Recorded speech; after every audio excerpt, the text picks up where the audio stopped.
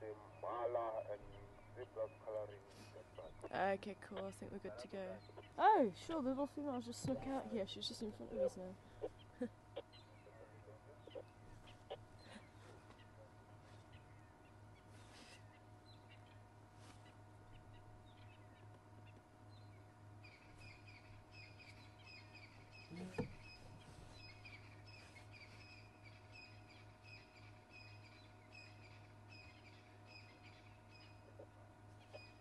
Oh, good morning everybody and welcome to Wild Earth this morning. And look what we found.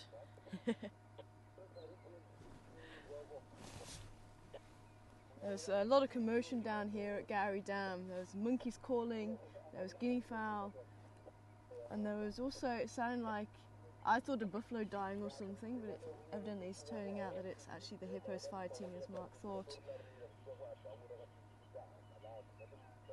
But these two looks like they've been trying their luck with guinea fowl. I'm just waiting to see if he's going to pounce on her. I don't want to miss that if he is.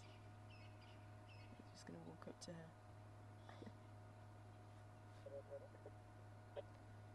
For those of you who don't know me, my name's Tara. Joining me on camera this morning is Daniel, and back in flight control is Mark.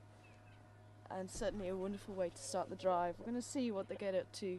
But it doesn't look like Karula's around. I thought she might be. The monkeys sound like they've stopped calling.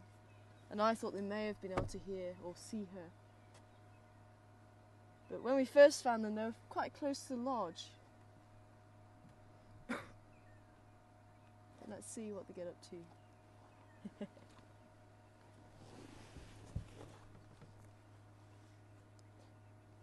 Last station calling me, go ahead. Yeah, morning, Tara. Just want to confirm what is your log? Morning, Texan. I was trying to contact you. I've got the 2-month impans here, just west of the 2-track that leads down towards Gowrie Dam.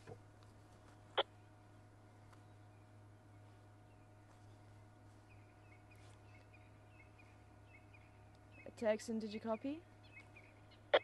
Confirm west of where? The 2-track that runs in between Inga's and Yuri's house.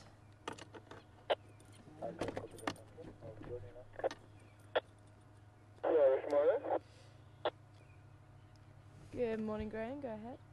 How you doing? Very well. How are you? Easy. Have you got the leopard? Affirmative. I think for the time being it's supposed to be a 2-station lock now. Texan's on his way and we've just found them, but you're more than welcome to go on standby. Okay, got you visible. Am I allowed to join you now? As I say, we've literally just got them, so it's between yourself and Texan.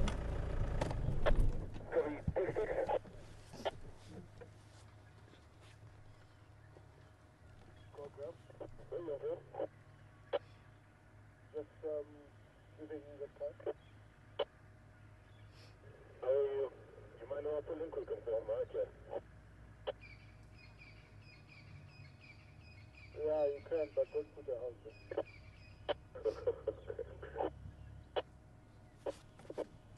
I'm on the station. I just want to quickly go to Sydney's Dam and book out what was the lamb color, and I will come back for the shingwa.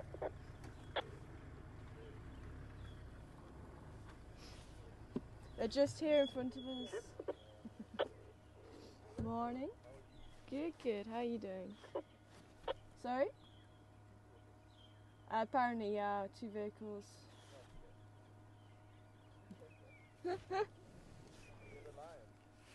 Were they lions? Okay.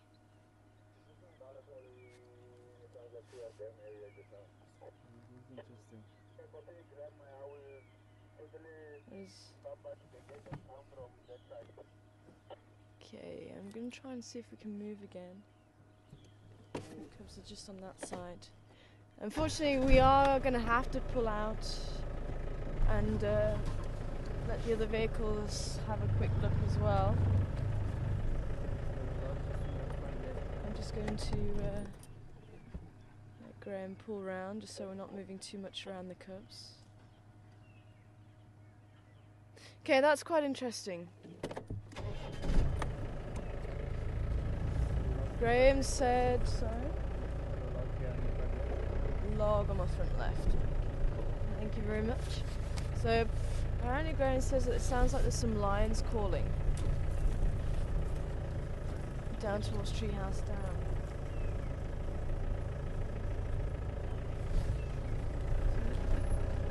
I don't know if that was what I was hearing this morning, but it did sound closer than Treehouse Dam. Again, there's the one just here.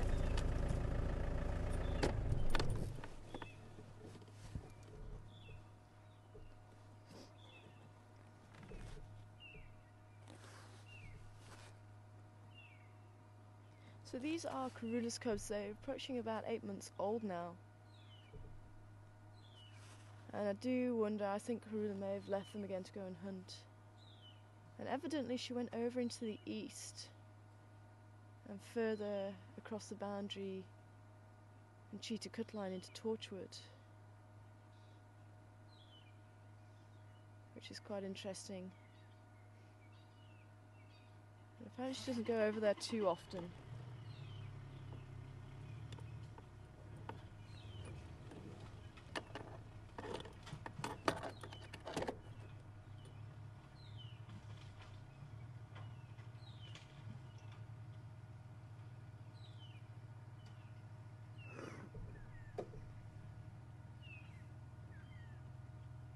Gone up there already?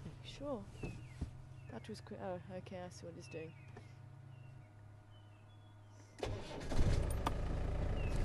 Let's see if we can go this side of the little tree.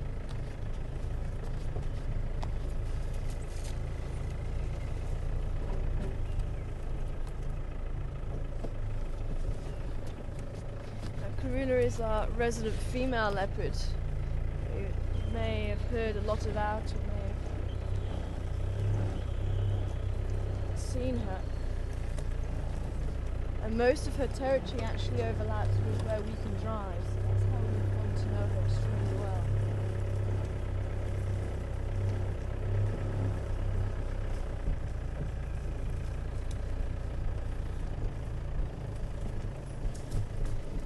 I was hoping maybe she would make an appearance with the cubs. There's one sitting on the log there. I'm just going to try and get us past that little branch that may be in the way, but I don't want to get too much closer. Can you see? Sitting on the branch.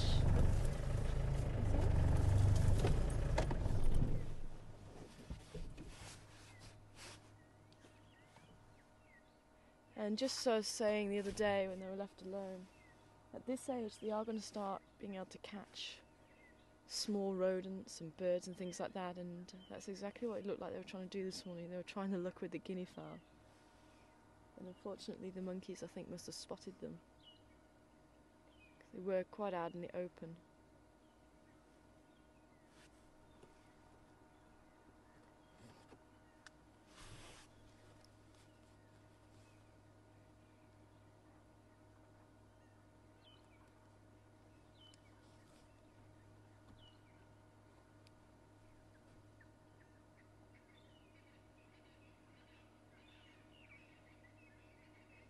Now I do wonder if Karula hasn't killed yet.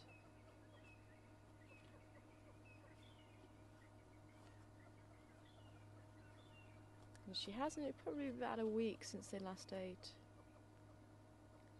And I got my timings wrong. I actually thought the cubs were found the day after she disappeared at Albury's Road, but it looks like it could have been 4 or 5 days that she left them. But again, it's hard to say. She may have come back at any point and checked on them and then left again.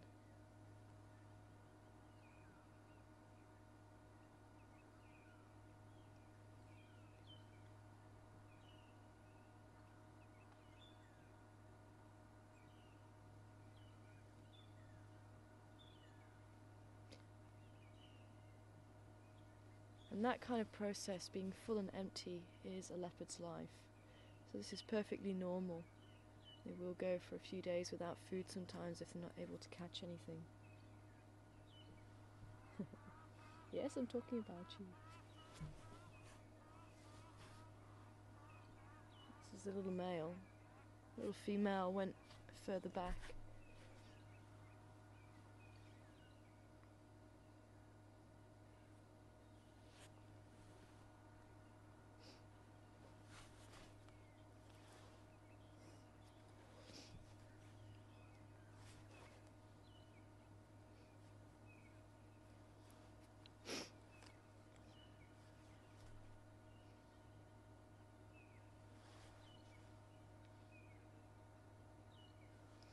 Texan, come in. Let me know when you're wanting to come in. Come again? Let me know when you're wanting to come into the lock. I'll make some space for you. Tell them I can report. If you're leaving the lodge, let me know when I can make some space for you, and I'll pull out for you.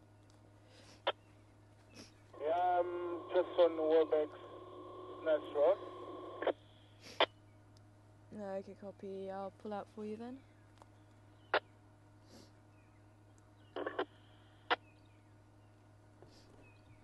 Okay, so we are going to pull out. Just stand by somewhere. If you've got a job, then you'll let me know. So that the guests can have a look at the cubs, just in case they go into thick bush, and then we'll see if we can come back.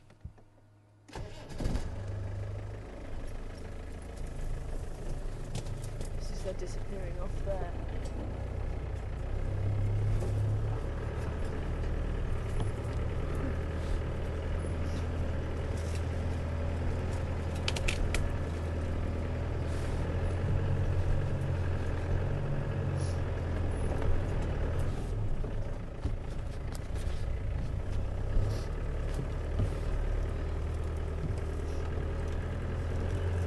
Thanks, Texan, pulled out. If any one of you leaves, if you can let me know, I'd like to come back into the lock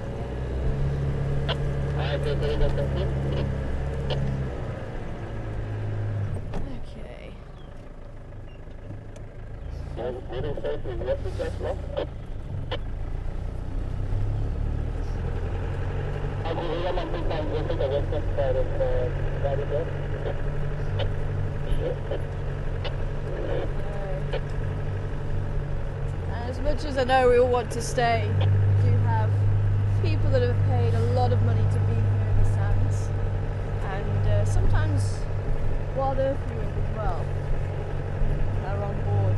So we definitely want to give them a chance to see these animals. As I say, when everybody wanted to pull in, we'd only just found them, so I thought that was a little bit unfair. But let us have a trundle down towards Treehouse Dam and see if there's anything going on down there. And then, as I say, hopefully we'll be able to come back in a little while and can see those cubs.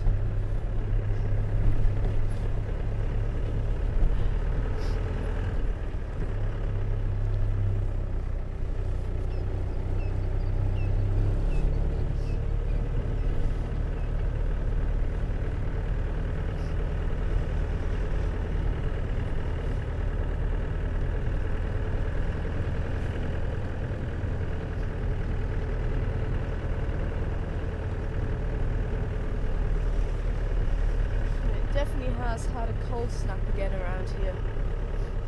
And it's got a little bit of nicey chill to it.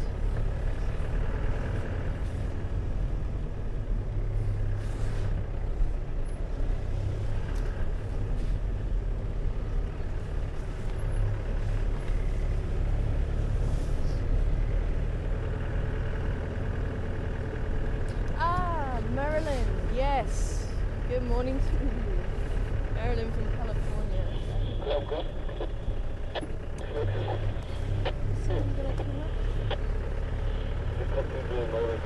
Still just a little bit.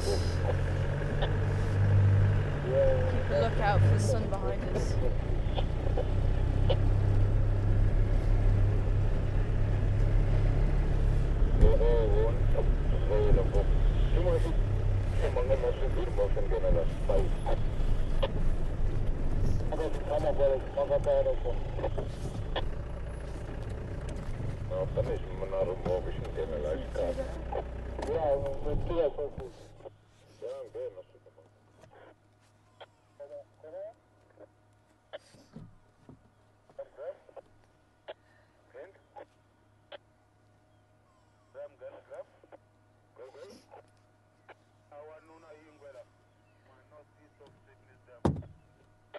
Okay, got them, Paul.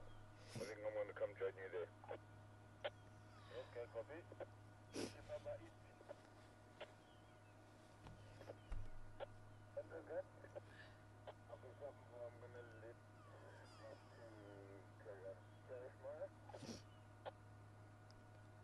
Copy that, thank you. You want to come back in here? I don't know if there's another station interested, they can go in first, and then we'll come back in.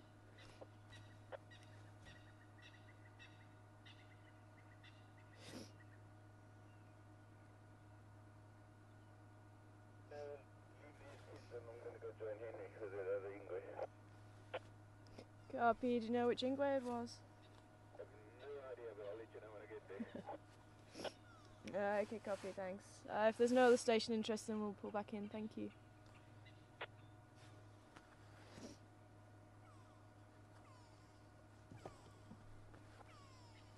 Sorry, Marilyn from California. Good morning to you.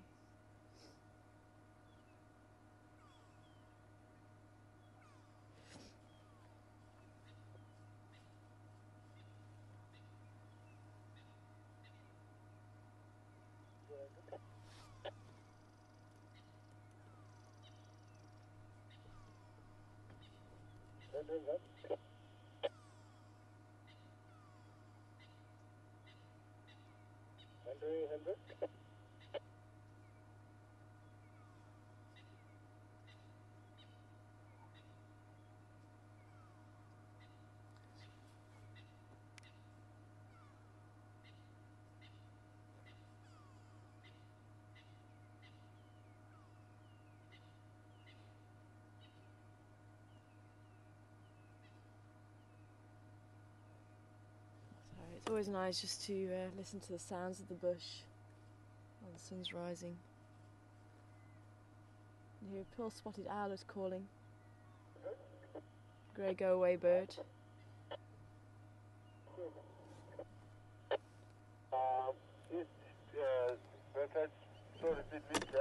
But now I'm crossing Galago exit to the east towards that Sigma Kudu.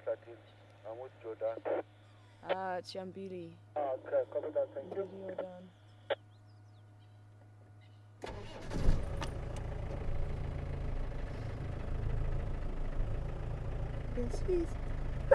Excuse me. Texan, come in.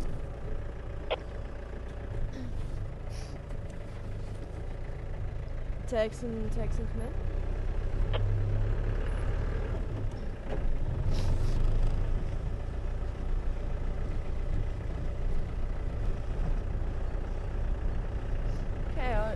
There's a gap there now, so we can go back to the cubs again.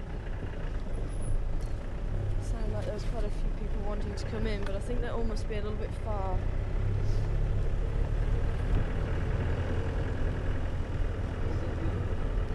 Texan, come in.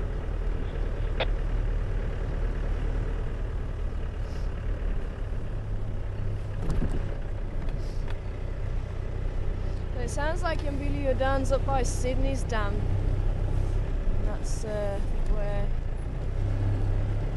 Graham's headed off.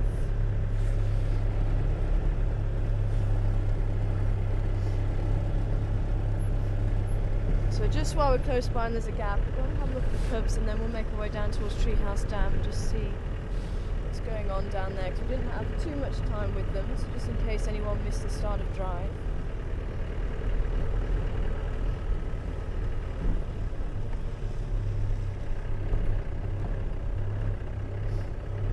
Actually see there, so we're actually better off to go there.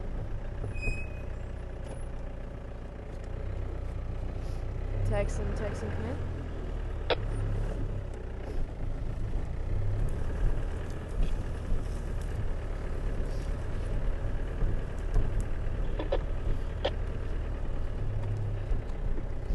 Apex, and if you can copy me, is it alright for us to join while there's a gap?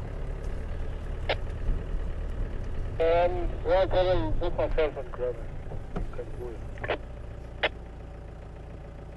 Okay, copy. Yeah, sorry, I thought Graham had pulled out. No, Matata, we'll head down towards Treehouse down then. Okay, come on, Joe. I think as far as I know it's still a 2-station log, so I'll head down towards the Treehouse down for now.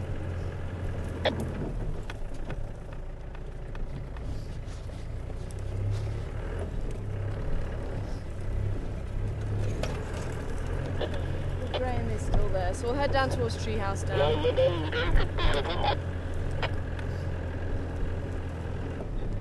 Sorry about that, folks. And the reason why... Oh, hold on a minute. Go ahead. No, Matata, take your time. I thought you'd pulled out already. Yeah, no, we're literally moving out as we speak, so no problem. Okay, copy. Thank you. Okay, he is pulling out. Yeah, there's no enough room for 3 cars if people behave.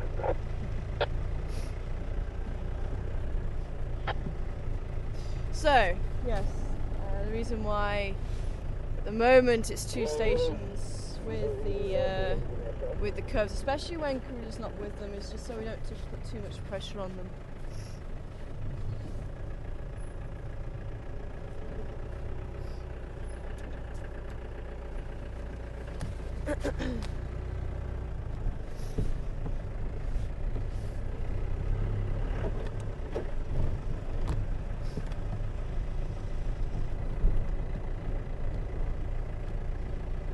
Now the male leopard who I just spoke about, Yambulu. I thought you were going to chat with me. I thought you were going to come and chat with me.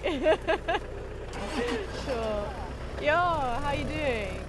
Oh, good. Oh, wonderful. Yeah, no, we'll head back in. I'm going to try and head down towards Treehouse Dam at some stage as well. So you can't find those lions. Yeah. No, I didn't hear them. We heard the calling down here. I know, I do, eh? I sleep like I'm the dead. Alrighty. See you later. Yeah, we'll do.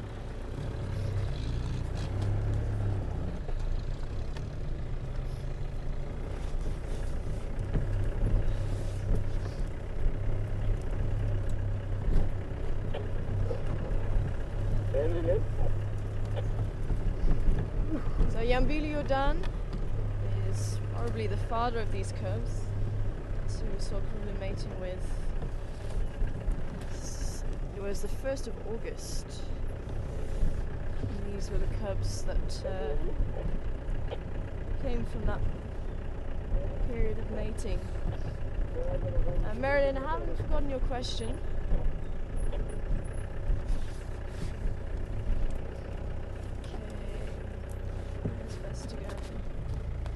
Down here, not too sure where they went now.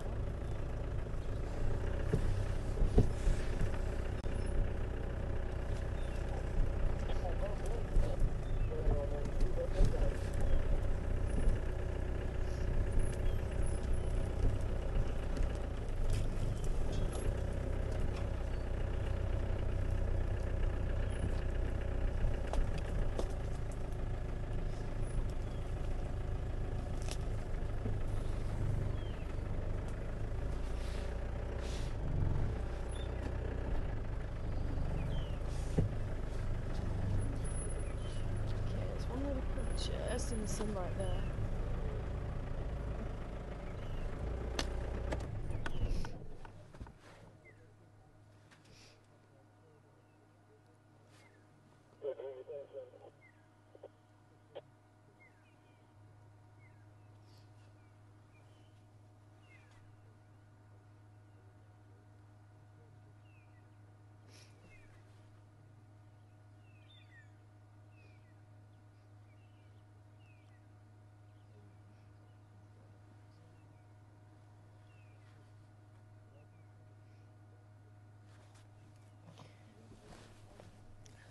So I'm going to have to try and speak a little bit quieter so we don't disturb the other vehicle. We're sitting just behind them. But at the rangers meeting a couple of days ago,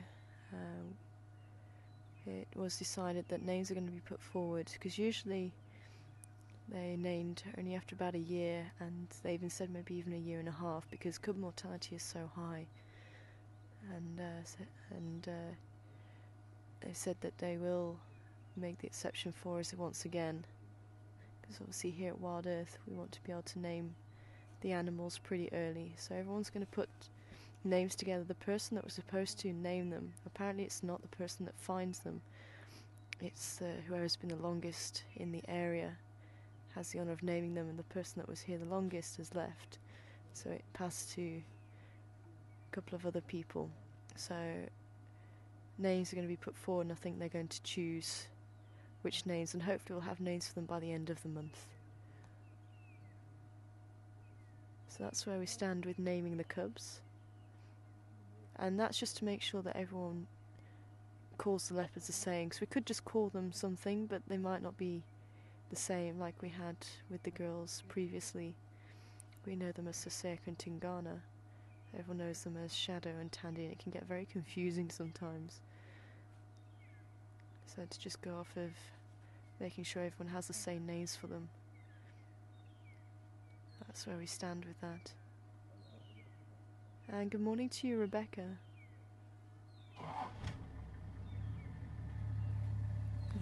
Morning. Thanks, Texan. Morning. Okay, I think we're going to stay here. I can't see where the other cub is.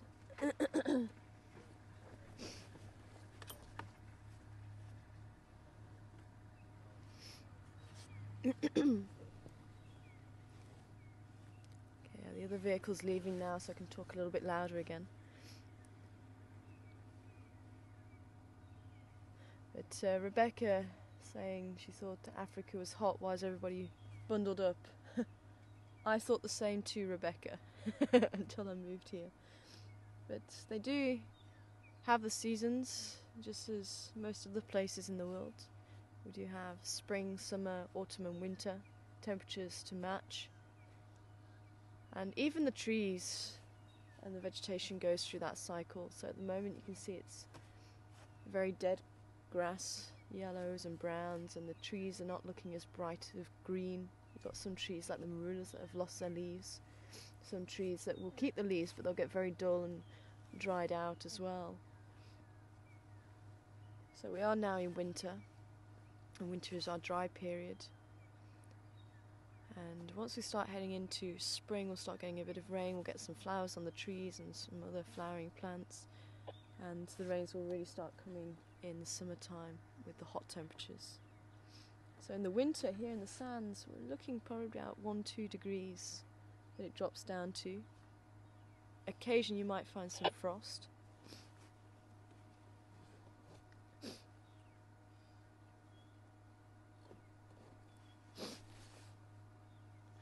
But I don't think we had frost last year.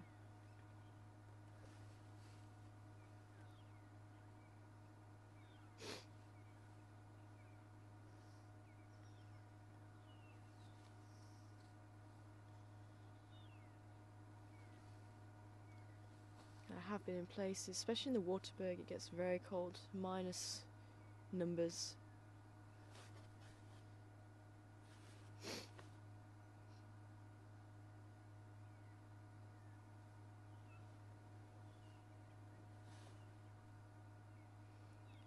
And I think this year even Namibia had snow. Gives you an idea how cold Africa can be. And I have heard Johannesburg has had snow occasionally.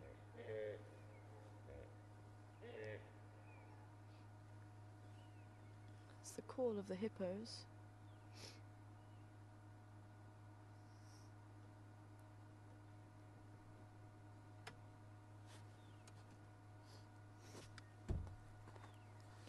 Gray and come in.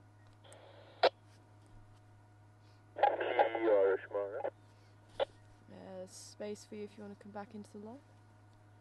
Okay, Kudu, just Daniel with the Hippos will be there just now. Thank you very much.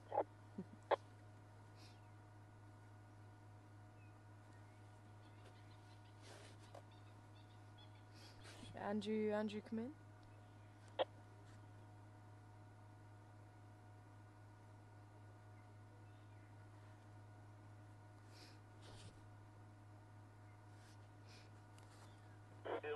Did try, but it was in a school. I needed it.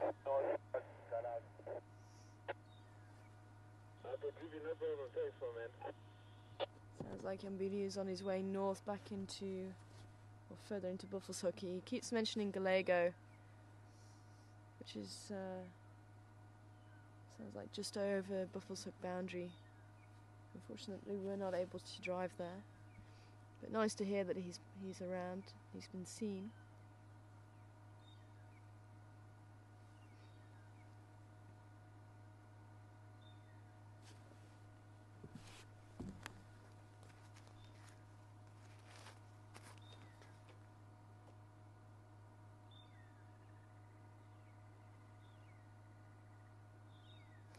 And that is a little female. It's funny, she does have a face, just wanted to check her markings. But she does have quite a thin face and almost quite an acute look about her. A bit like her mother. I think she's going to make quite an interesting lady when she's a bit older. I don't know where her brother went to.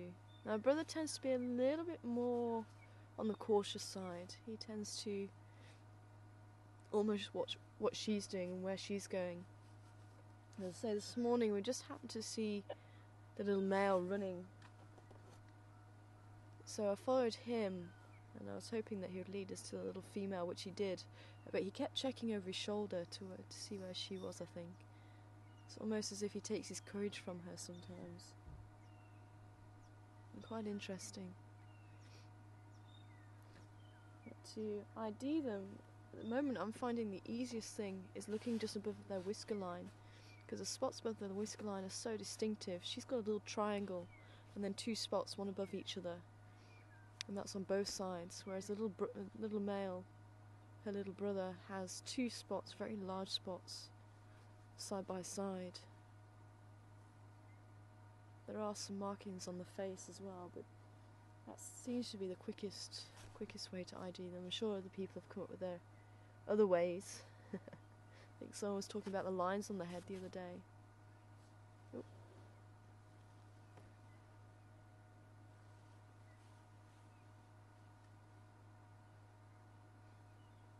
I wonder if little male's found himself a nice sunning spot. I'm just going to use that to warm themselves up and see if she's enjoying that. And if anybody else would like to send through any questions this morning, send them through to questions@wildersafari.tv.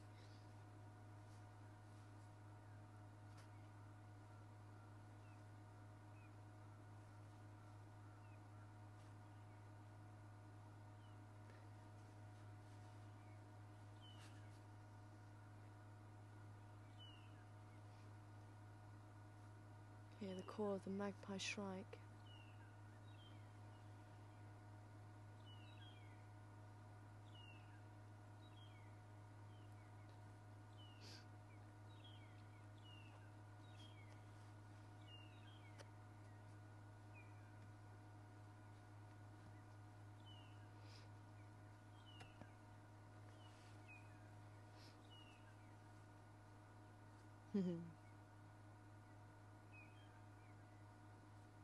So the cubs probably stick around here until Karula comes back. Let's say I was actually quite amazed at how far away they've moved, or how a greater distance they've moved. And as they get older and older, they're going to cover even greater distances. And she's going to have to start calling for them a lot louder. And funnily enough, she's just outside the house where some of the crew sometimes stay. I lost the visual of just my daughter, but was heading north towards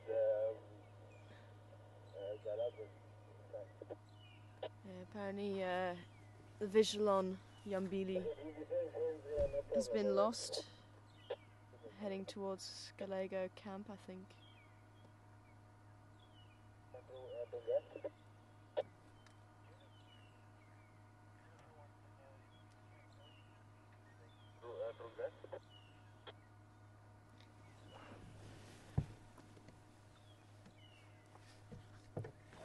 Was station calling me? I'm just going to see if we can move forward just into this little gap here. We might be able to see her. We might, just by changing our position, we might just see the little male, but I don't want to drive around too much, just where Texan was. We may have been able to see the little male from where he was.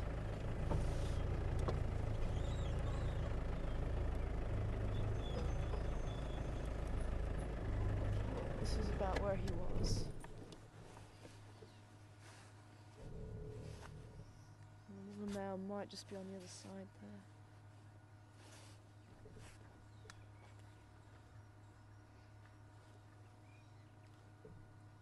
Good morning to you, Jennifer.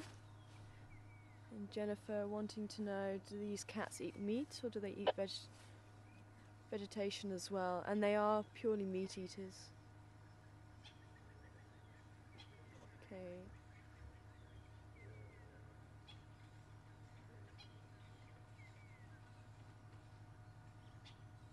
Some guinea fowl just behind her. It sounds like some sister colas or something calling quite a lot.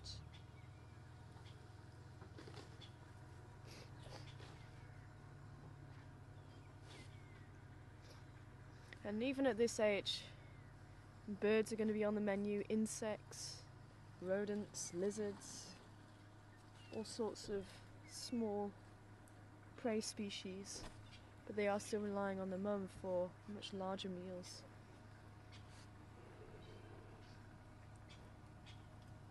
She's just here, can you see her?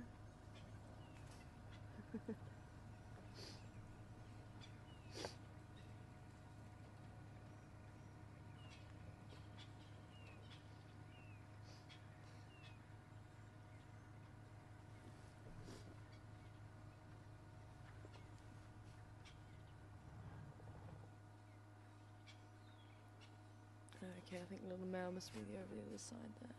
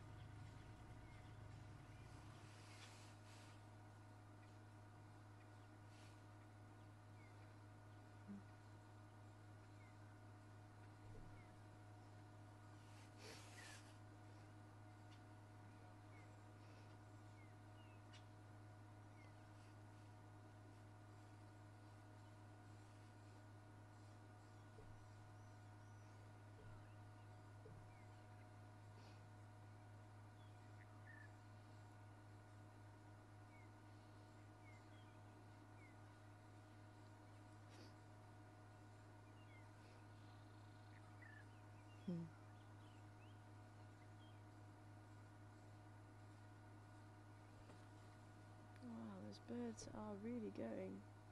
I can't see where they are.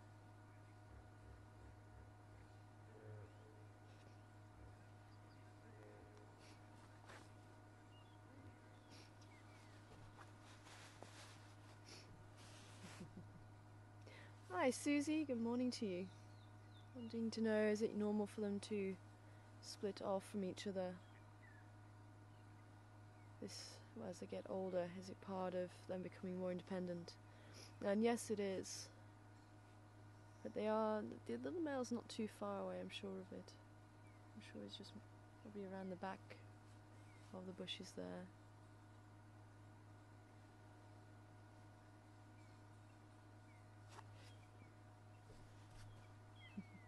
Can you see? Ah, I thought you could see the little male.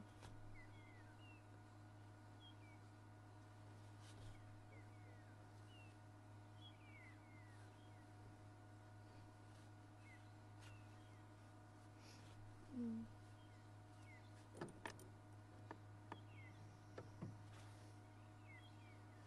especially when they settle down, they tend to be together, or at least not too far away from each other.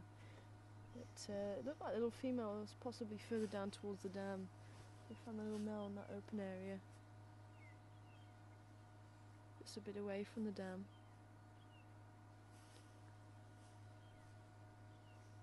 Okay, so with them not doing too much, I'm giving them about 5 or 10 minutes to see if they are going to move. I think she's going to stay there for a little while, so let's move on again and head down towards Treehouse Dam and see if there's any line activity around there before it starts getting a little bit warm, and then maybe try and come back a little bit later and hopefully they're still going to be here. Okay, well, we'll pull out and you can come here. Yeah, we'll head on as well.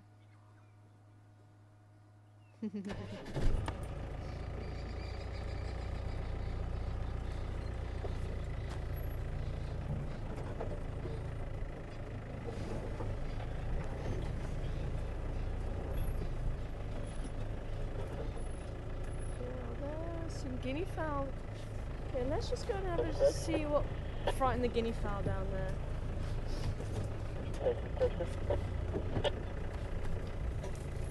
Okay. Takes pleasure from a quarter, just pull it as a direction. Line of walk south, between the dam east junction. 2 miles before my journey. But it sounds like the weather east into my Kudu flattening is going to try and hold it. Copy that, thanks. Yeah, I'm on Bridgewood. I'll make my way straight outside. I'm going to go join him as a serpent. I'll give you an update when I get a bit closer. I think it's all right now. So I think there's maybe just maybe we'll push that back to going a little bit on here. So we're going to go that over there.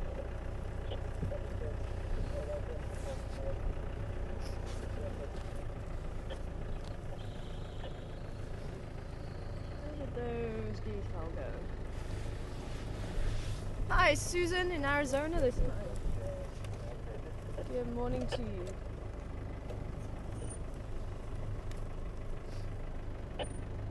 Wanting to know how long will they stay with Karula and when will she start teaching them how to hunt.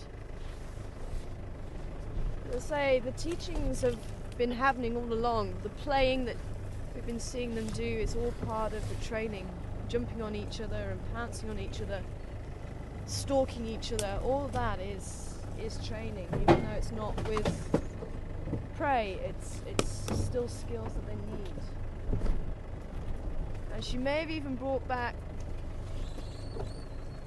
small animals for them to practice on. So I've heard of it being done in cheetah. Cheetah are very famous for that.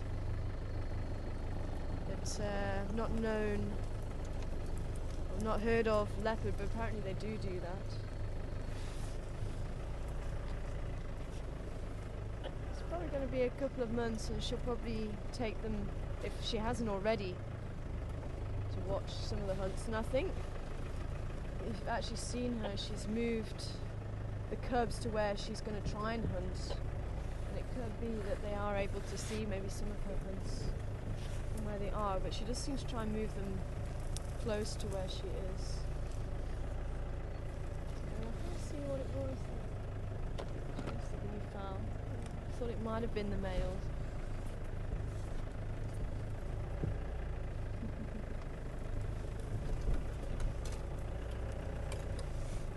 Frankie has settled down there as well.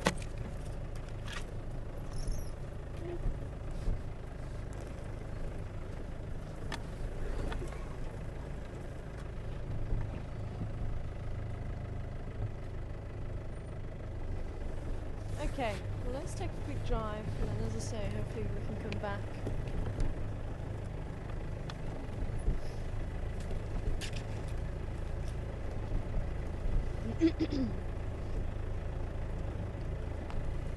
We don't know when Karula's going to come back. I think she's going to be busy hunting now, and it's quite interesting that she's now left them by the dam.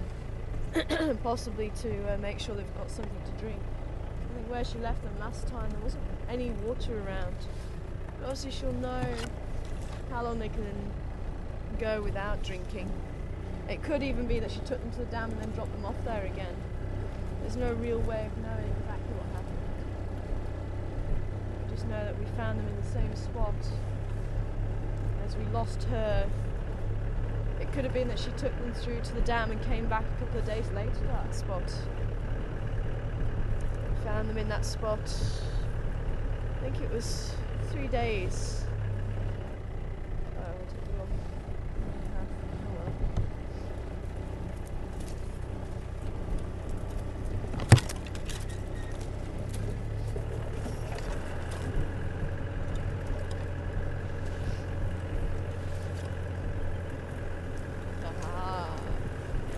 There's a question Mike Rose saying the female seems to be the primary carer.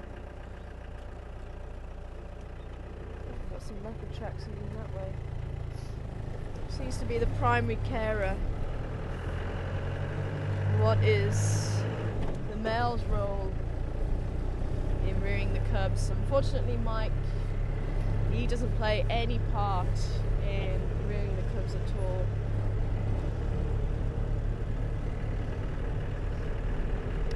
Thanks, Graham. I'll see if I can come back a bit later. Yeah, no, thanks for that.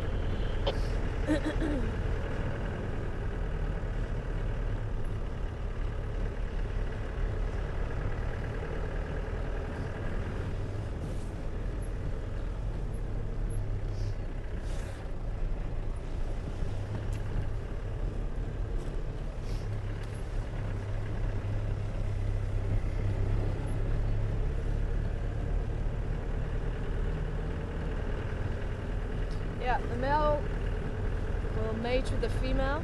He'll stay with her maybe 2, 3, 4 days, depends on how long the mating process is between that particular pair. Average is about 3 days. And once the mating has happened, then he will leave. But males usually hold territories, quite large territories, and the main incorporate several females' territories, so he may overlap with a number of females. Yambili Odan did spend some time with Karula and Mishun and Duna, her second litter, the 2 boys who are about just over 2.5 years now. And he met them a few times, and actually he was in the same vicinity when they were eating.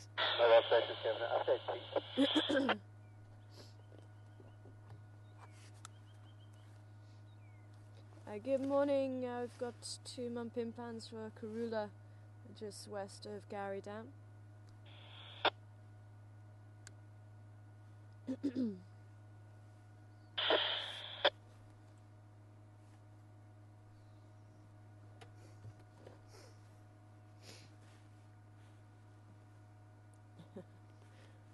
Looking very alert, and I wonder if Karula walked past here. And again,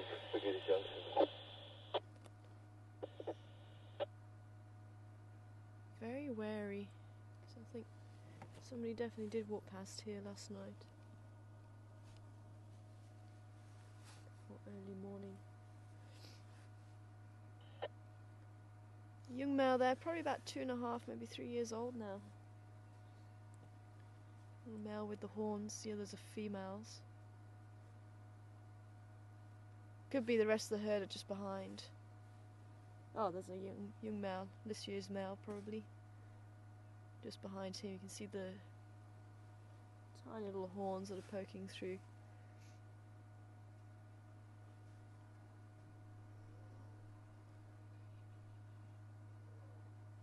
Sure, I can hear some trumpeting going on.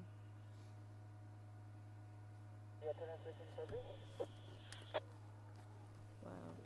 Standing by? Okay, I think we need to head down towards Chelapan. Roy from Aratuza, has anything happened enough? Just got the 2 mumpimpans for Karula west of Gary Dam. And I think someone's just found some love. It sounds like they're over towards Spaghetti Junction way, Chelapan way. Who's driving in Getara? Yeah, there's some leopard tracks here. I can either smell the leopard or maybe they saw. Copy. Hey, morning, how are you? Very good. Anything happened in your Dow? No, it was just 2 months before for Karula out. The man is another Karula. I don't know, I'm not there yet. I'm not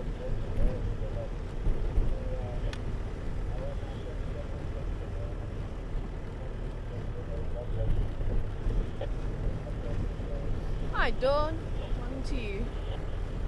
Wanting to know how long is the gestation period for the leopard and how long will it be before Karula is able to breed again. Gestation period for most of the cats is around 100 days, most of the large cats.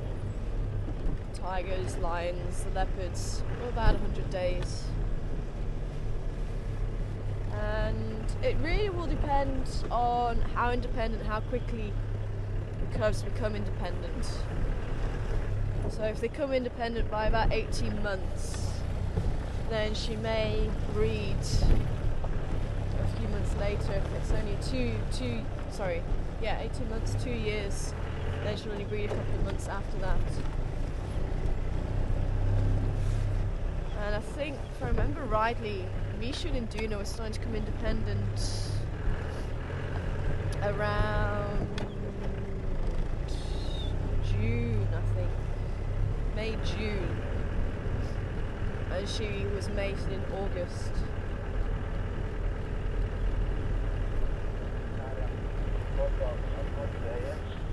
I'm far away. So yeah, that's much better.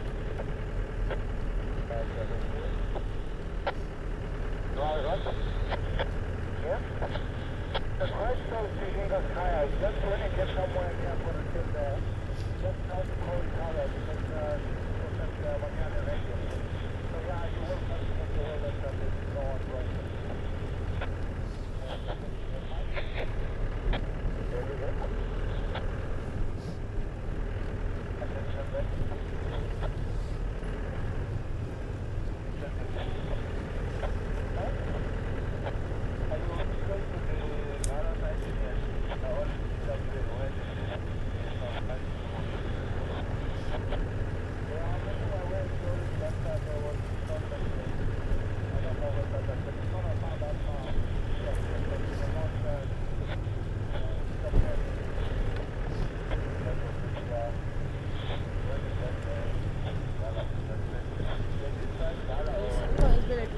On the radio and trying to get a gap on the radio to try and clear up confusion.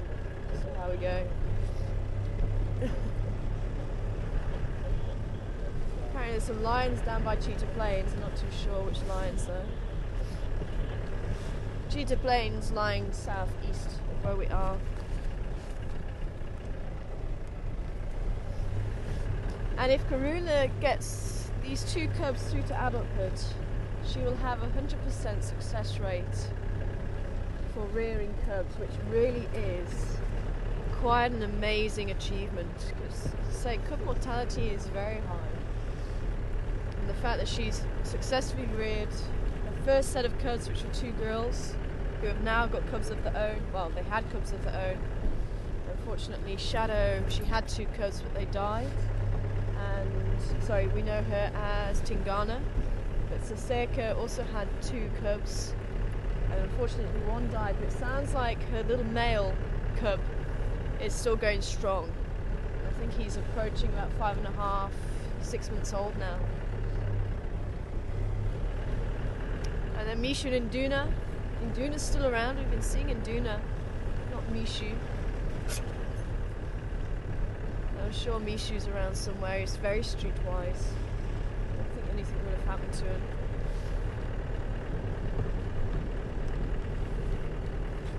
They're just over 2.5 years old now. The girls are about 4.5. And then we have this 3rd set of cubs, which are about 8 months. This is where the jumping was going on. I think Graham also said something like they're down this way. Tracks here. So we're kind of doing a detour as we head down towards Treehouse Dam.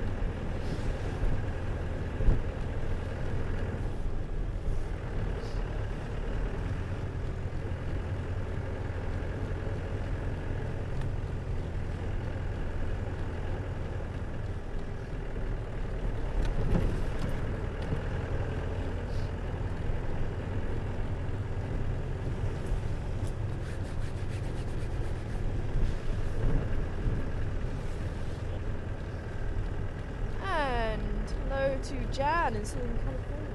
Good morning to you. Wanting to know what's the significance of the white tip on the ears and the tail of the leopard. And white in the bush is generally communication. You've got whites on the tips of the tails of the antelope as well, or underneath. So the colour can be hidden or it can be shown when it's needed. It's communication. You'll find when the leopards move, they'll twitch the tail. If they're excited, they'll twitch the tail. If they're interested in something, they'll twitch the tail. It could be communication between mother and cubs, between leopard and leopard, male and female, adults and adults. And also on the ears as well. And ears are very important as well as tails in all cats. But ears also, they can communicate a lot by flattening the ears or having the ears up straight. There's a lot of communication that goes on there. And if you think about your house cat, actually the behaviours are not that different, not really. And when your house cat is irritated, it starts flicking its tail. If it's really aggressive, you've got a cat that really doesn't like people or other things, and you've seen that aggression, the ears go flat and the teeth come out and they start snarling and hissing, and that's exactly what happens with the larger cats.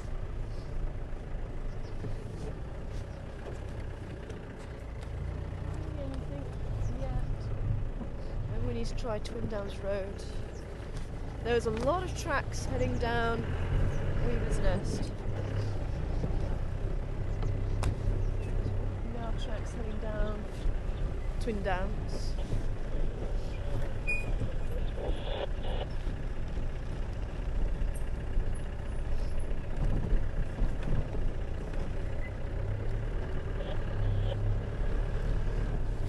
As soon as we're here, let's just switch off and see if we can hear.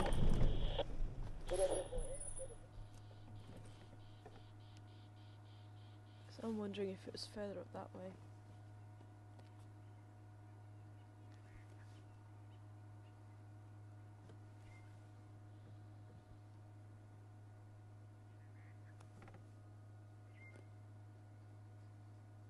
Hearing a Franklin next to us.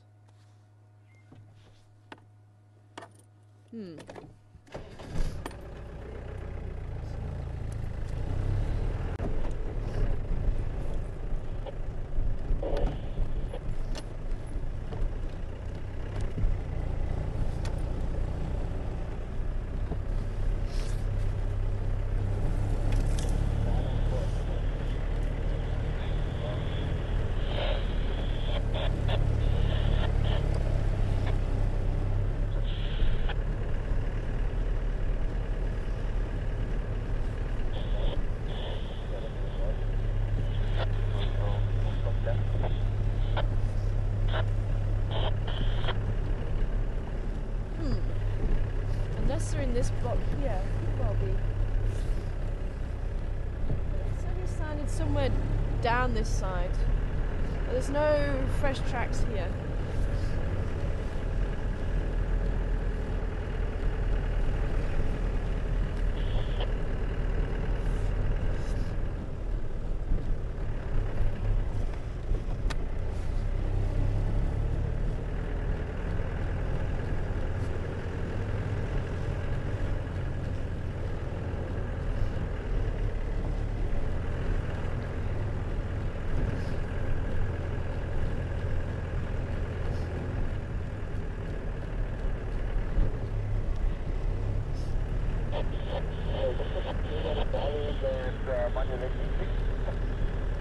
Susie. And you've got me on that one actually. I say it smelled like leopard. Oh, maybe I was pointing out the leopard spoor. Maybe that's what you heard. I definitely won't be able to smell anything this morning. It's that wonderful coldness that just makes your nose run. It definitely clears everything out, that's for sure.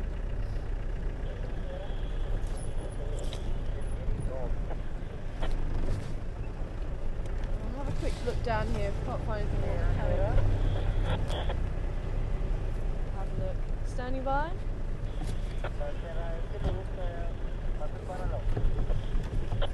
That's a negative, Graham was with them.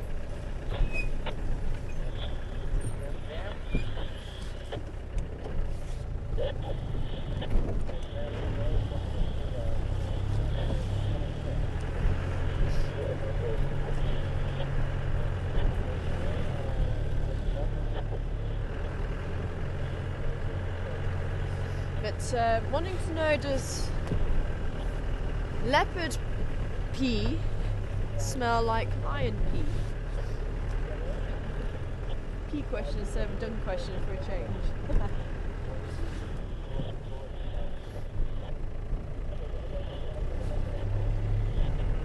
Leopard tends to smell like popcorn. I have smelled it a couple of times. Let me just switch off here and listen from here.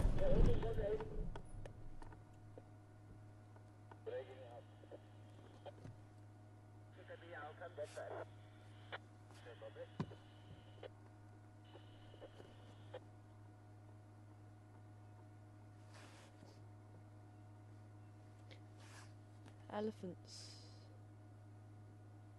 Largest land mammal. You'd have thought you could hear them. I tell you something, these animals are like ghosts. Ghosts of the bush. Unless they're breaking a branch or they're upset, they're very, very quiet.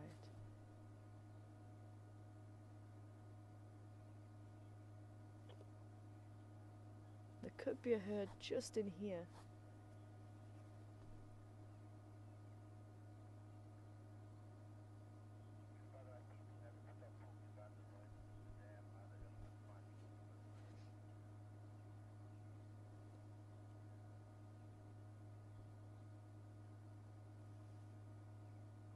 Yes, the noise is still going on at the dam. I didn't hear anything else. Oh, there's a trumpeting at the dam. Okay. There's some trumpeting at the dam, so that might actually be the elephants that we're also hearing on that side. It sounded like they were down here. Okay, let's go and have a look. It sounds like I can't see them on the waterhole camera. At some stage we'll head down towards Treehouse Dam. There's a few people wanting to know what on earth is going on down there. Now, we also heard the sound this morning, and at first I thought it might have been a lion calling out, fighting, and then it carried on, and okay, it sounded a bit different. I thought maybe it was a buffalo calling, maybe being attacked by a lion, especially with the monkeys calling as well. I thought, okay, well maybe that's what it is. Then Mark said no, it's hippos fighting. So it could have been the hippos fighting that everyone was hearing. But let's go and have a look, see if there's anything else. Because while we were sat with the cubs, I didn't hear any more sounds. There's a few elephant tracks here.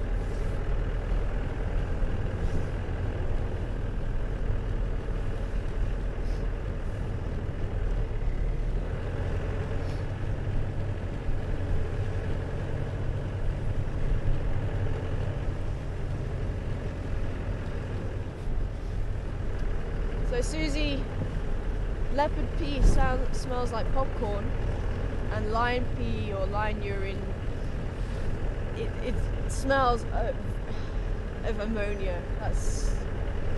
It's a very, very strong smell.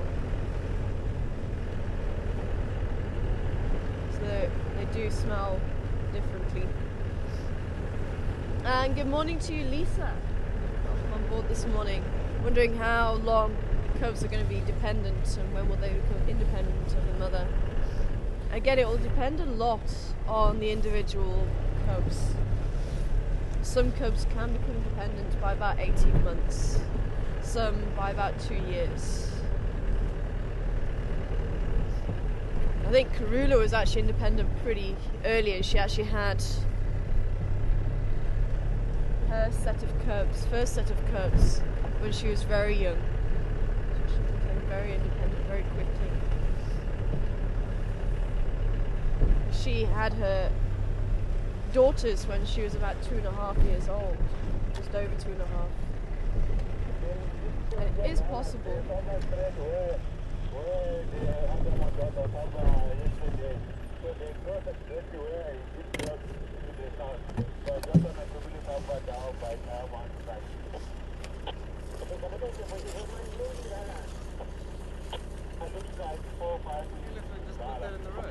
Sorry? Sorry?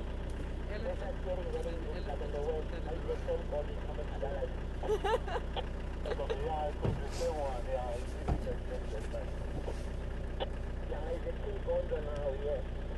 now I think we'll put it in the road. Maybe something else happened to it.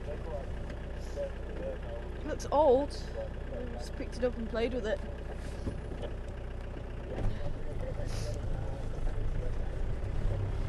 Looks like there's a couple of fresh tracks. But also heading that way. Dragon, so I wonder if it is actually in the drainage line here. We'll have a quick look, so apparently there was still some hauling going on down here.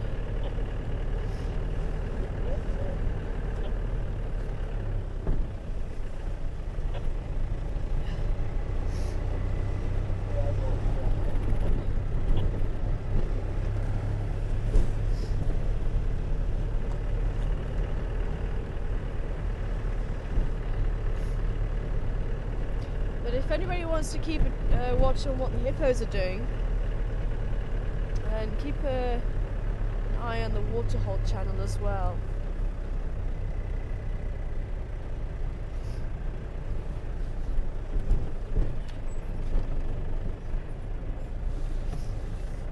I'm wondering if everyone heard the trumpeting, what we were hearing over that side, in which case it probably was the elephants that were calling. We were hearing.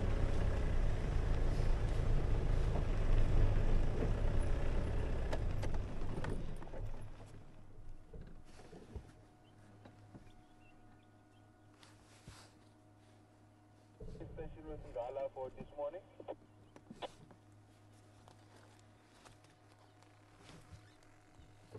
Alan, Greg.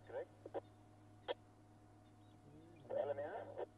Good morning, Alan. You are talking in the morning.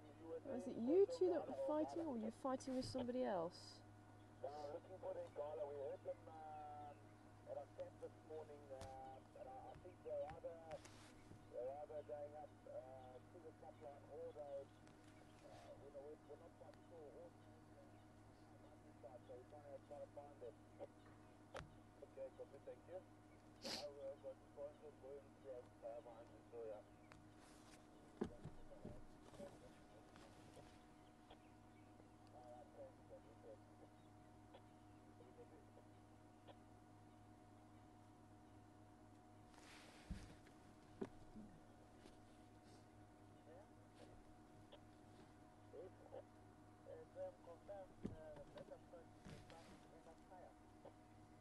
Northern side in the kayak, just head east, close to the kayak, you'll see me.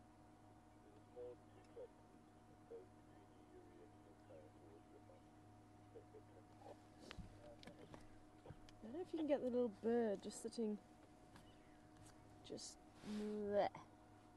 Might be able to get him. But there's no other calls, so I think the elephants must have moved on again. Maybe we should try back down Twin Downs Road and just see if they have popped out.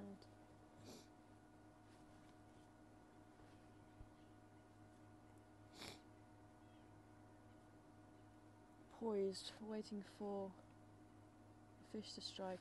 Now it's difficult to say for sure because the little bittern. Oh, is it possible just to zoom in again? You might be able to just see the spots on it. The green-backed heron, which is what I've been thinking this is very similar to the juvenile, also, this is the juvenile green-backed heron that I'm talking about. It's also very similar to the juvenile little bittern. And apparently one of the slight differences between them is the leg colour. Now if it's yellow legs, it's the green-backed heron. Apparently if it's green legs, then it's the little bittern. I also thought that there's quite a lot of spots on the wing which looks more like the green-backed heron. But I think we'll have to keep a check, unless there's anyone that's watching that really knows how to tell the two juveniles apart. But from what I can see, there's not too much difference between the two. So I'll have to keep an eye on it and see what adult colours emerge.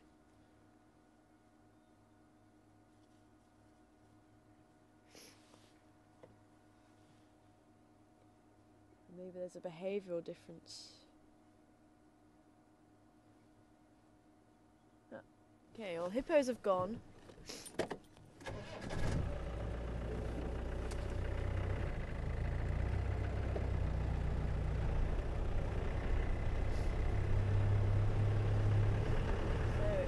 Again, if you want to keep a check on the hippos.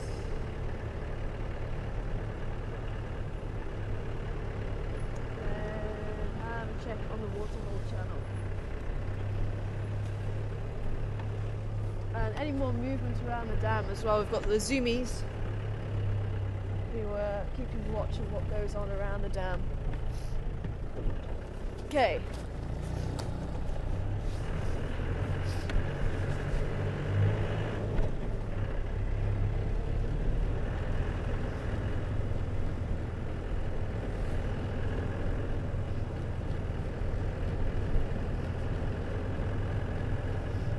Take Twin Dams and take Elephant Skull, because that's where the other set of tracks were heading. So I wonder if the owner of those tracks was involved in the fighting. It looked fairly fresh. And it also looked like there was a herd of elephants that crossed over Filmer's Dip and came this way. So that's why I thought, well, maybe they're all in here. Not hearing anything from them now. Keep getting sidetracked. Sorry, who was the last question from? Dawn. Sorry, Dawn. And if you're a different Dawn, good morning to you. Wondering if the water temperatures affect the hippo. And apparently not. They can be sitting on the coldest of days and the steam is rising, so those days when the water is actually warmer than the air itself. But they have a very slow metabolism, which means they're not going to feel the cold as quickly. If you have an animal with a very high metabolism, it's got to continually feed to keep that metabolism high, but it also means that they can get cold very quickly. Whereas the hippo is the opposite, and I think that low metabolism does help them with the cold and also their thick skin. And they have found through research that they are close related to the whales. Maybe that's also another thing that they share in common, is a tolerance to cold waters. I don't know if hippos have extra fatty layers.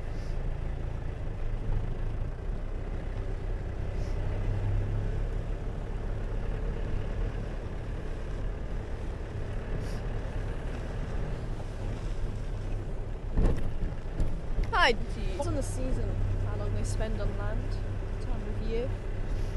In the wintertime you may see them spending much more time on land, sunbathing and grazing out during the day than you will in the summer. So they need to protect their skin from the sun and dehydration as well. They can get dehydrated very quickly.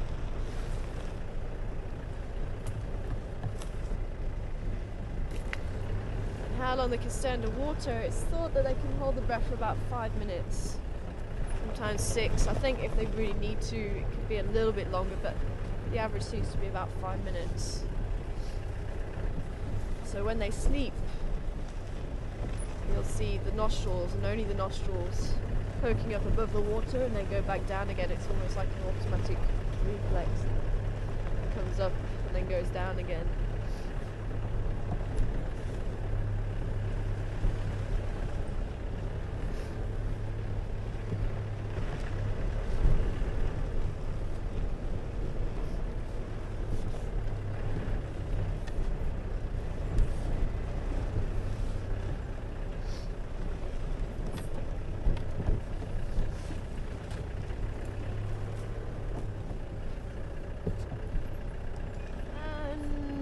Welcome again, Micros.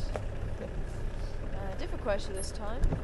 Wanting to know, do any of the animals have tags? Which ones, if they do, and why? Come on, Gunda. Sure. There we go. Like little train and Dumbo. I can't make it, I can't make it. Yes I can, yes I can. Anyway. Yes, Michael. There are some animals that have radio collars on them. Some of the elephants, some of the buffalo. You'll see the odd female with a collar on. Generally one of the higher ranking females. Same with the elephants. Usually one of the higher ranking females. Lions, we've seen 1 or 2 of the lions with a radio collar on.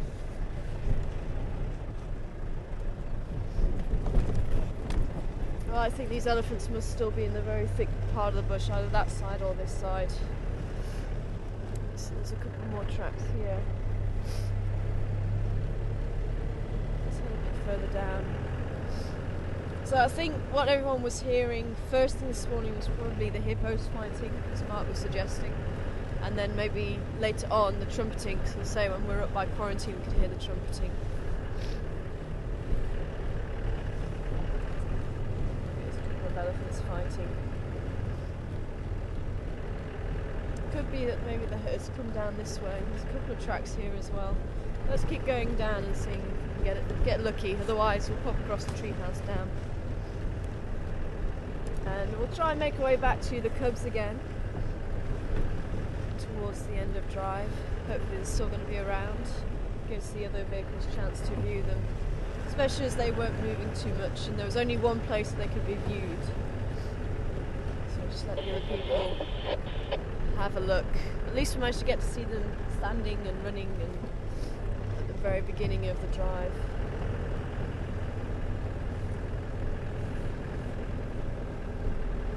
But the reason why some of these animals are collared is generally animals that are from Kruger. And the researchers are trying to understand the movements of the animals. With the lions, how TB is affecting them. With the buffalo as well. So instead of collaring all the animals in the herd, you just collar usually one of the more dominant animals, and the rest of the herd usually follow them.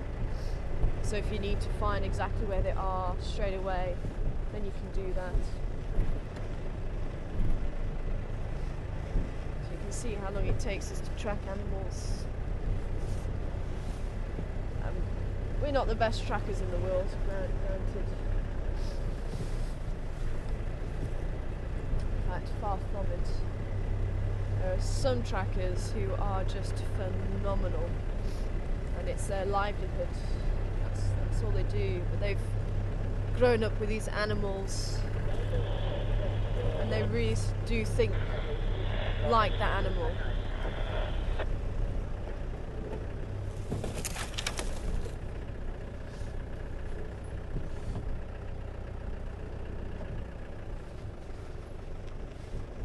Okay, let's have a quick pop across down towards Treehouse Dam. There's a lot of fresh dung here and a lot of fresh tracks. Sure, they really can't be too far away.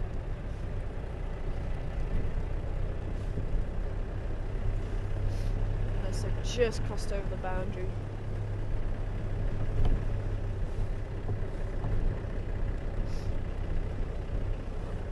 Nice strong smell of elephant dung there. It's not actually an offensive smell, it's not like the cats where it's ammonia.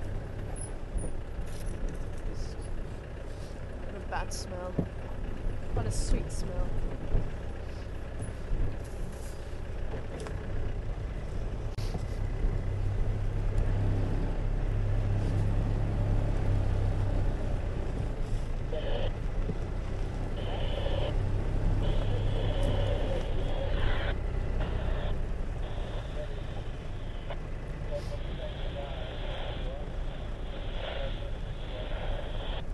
So we've crossed around there already.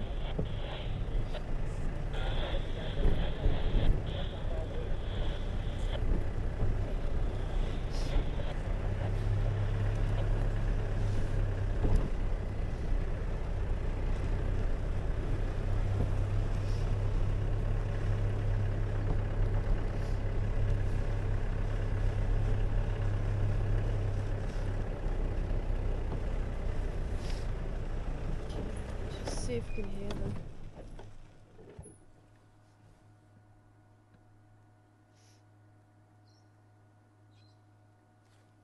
Can hear the parrots.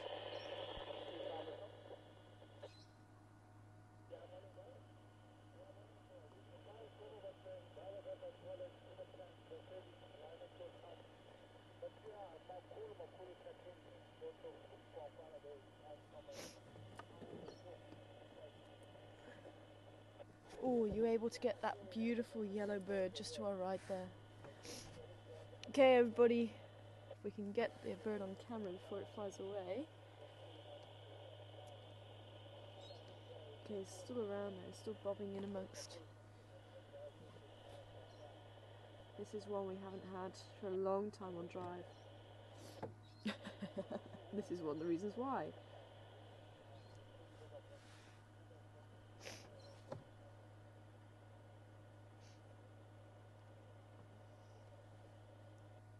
All's very quiet.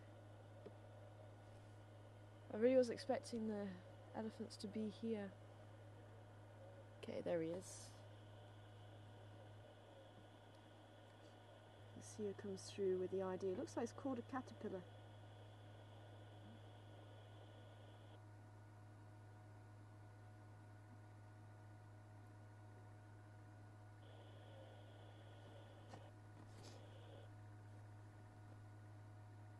So if anyone knows what bird this is, send it through to questions@wildearthsafari.tv. So any bird that we haven't got on drive, ID wise, I'm going to open it up to the viewers. I'll see how many we can get over the drives. And obviously as we go on there's going to be less and less. But Lynn from Canada suggested we make a live bird list. So hopefully that's what we can do, but we need someone to keep a record of it. So I wonder if Lynn is watching, maybe if you want to do that for us, Lynn. Or maybe someone else would like to do that. And keep a tally of what we get on drive. No, not going to grace us with our presence. Okay, still not hearing any branches breaking, so let's continue on. Those parrots, I think, have flown off.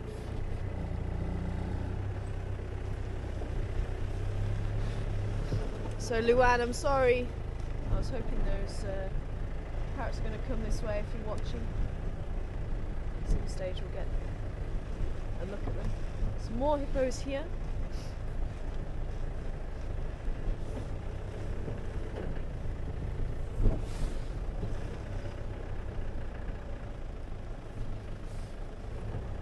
It'll be a bit difficult to get them from here.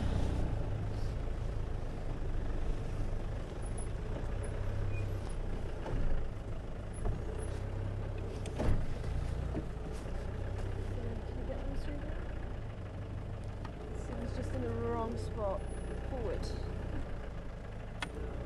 Okay.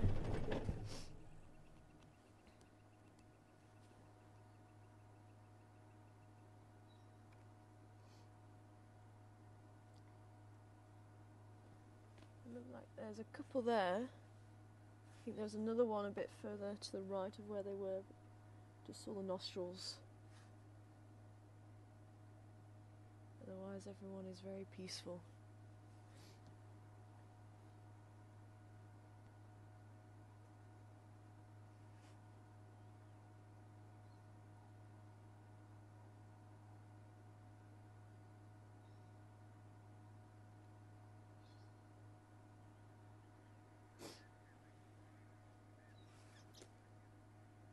Michael, Joanne, and Brian. Good to hear you're on board, Mr. B.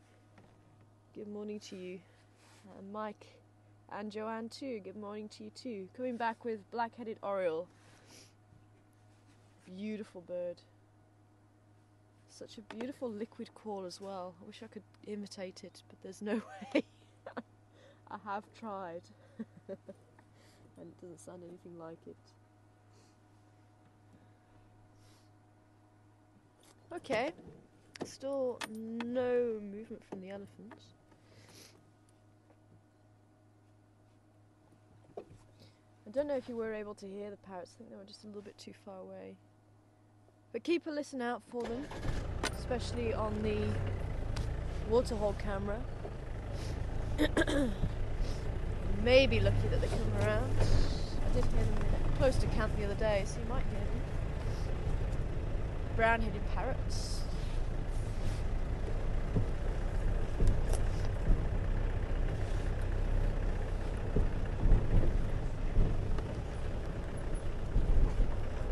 There was a hippo in this little wallow down here. I just want to check, see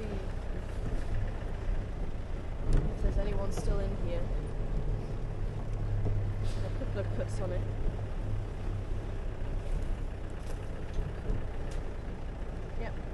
Oh, it is still there. Hello, little one. I wish it moved.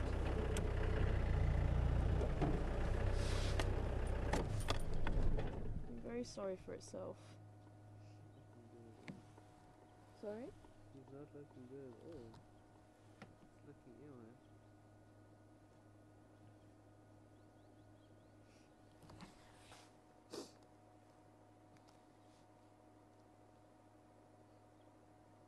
I think this hippo was in a fight.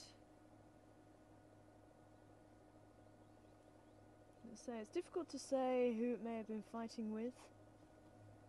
Possibly the hippos on the other side of the dam wall. Could be why it's taking refuge in this little pool here.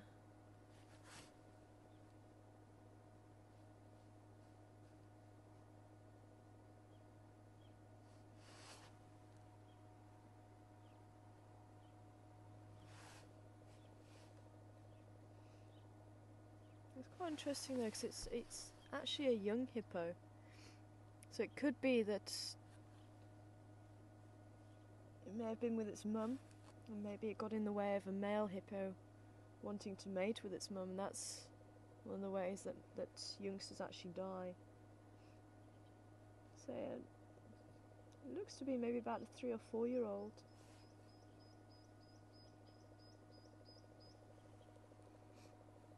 So it could well have been. But the wounds should heal. They usually do heal. And it's all part of hippo life, unfortunately.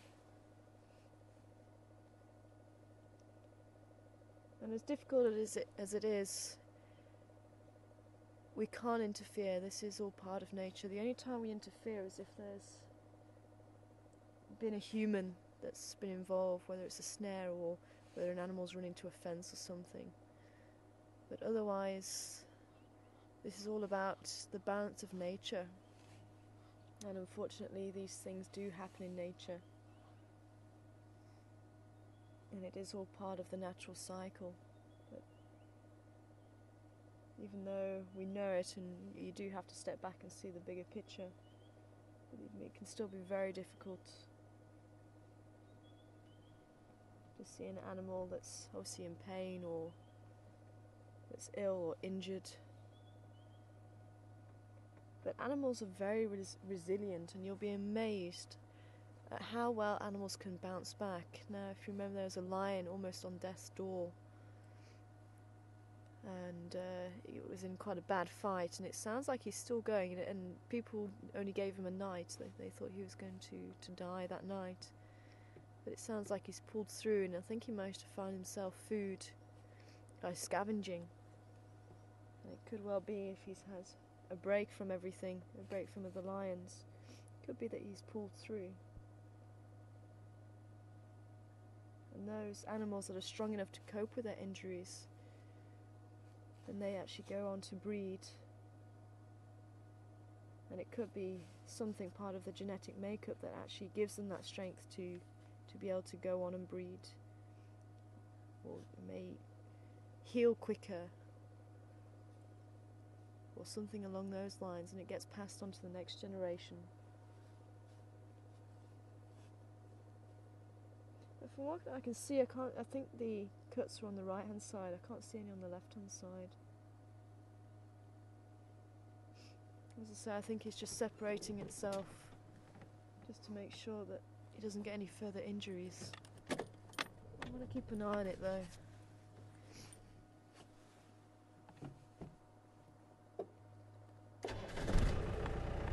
Well, little one. Keeping a close watch on us.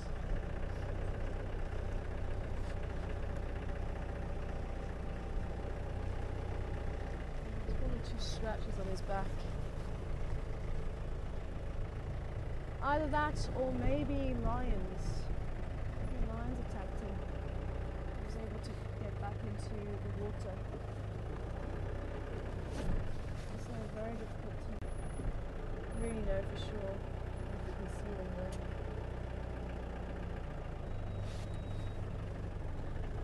Oh, yeah, I was going to just see if we can have a look at them. So they look clean as well, so I don't think there's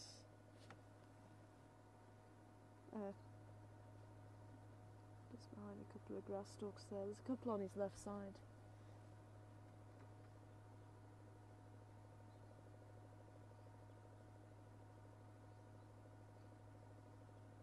But otherwise, you know, he was picking up his head, he's alert, so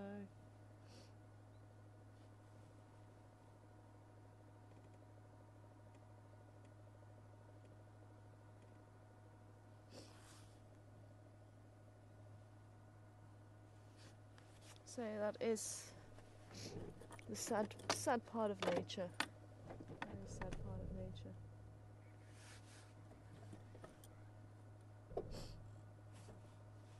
And good morning to you, wee Pat.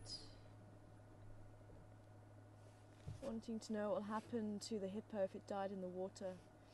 It's quite shallow there, I think, so if there's any lions around or hyenas, I'm sure they wouldn't waste a potential meal. And that is the thing about the bush. Everything gets recycled, whether you're a lion that's died, or whether you're an elephant or a rodent. It'll always be eaten by something or someone, even if it's just the decomposers. Looks like our hippo's been out and about. There's the hippo tracks here. There's some hippo tracks actually leading into that little pond, so I think they may have been out here feeding last night.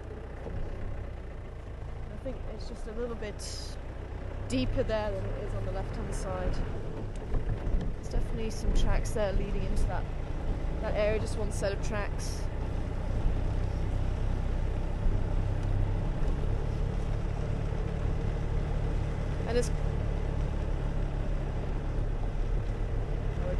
breakups there. But as corny as it may sound, everything is connected to the circle of life. When an animal dies, body decomposes, animals will eat the remains, and the nutrients will be released into the ground so that the trees and the plants can grow again, being eaten by the herbivores, which are in turn eaten by the carnivores.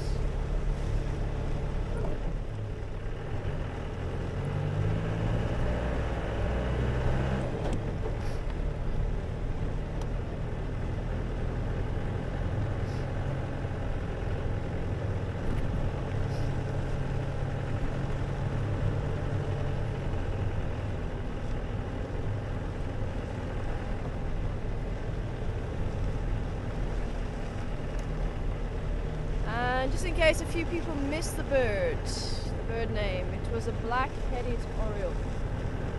Black-headed oriole. That was the bird, the brightly coloured yellow bird with a black head, red beak. Striking bird, beautiful bird. Oh, and I think our elephants may have crossed already. They looked very fresh, those tracks. Oh, hello, Kudu. Anyone following us on the map, we're on Gary, Maine now.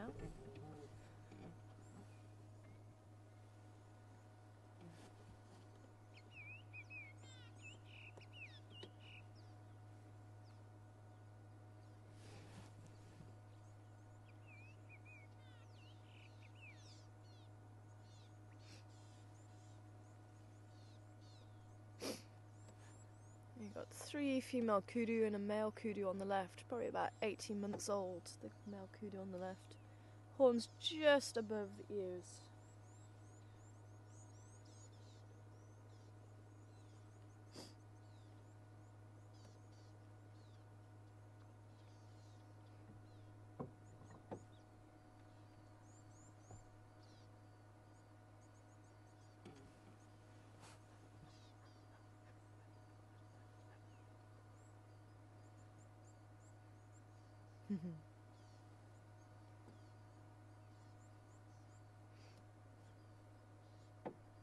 Probably the largest antelope that we see here regularly.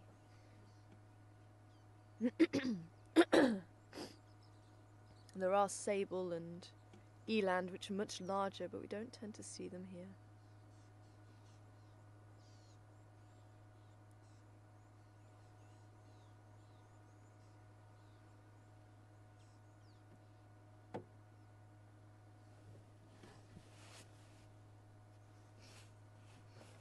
I'm just thinking, those elephant tracks look older than the ones that we were following, so maybe that herd is somewhere in this bush here. But let's make a swing by Treehouse Dam, and then we'll come back on the fire break. So at least we go up towards, Elephant School. Now ladies, what are you watching?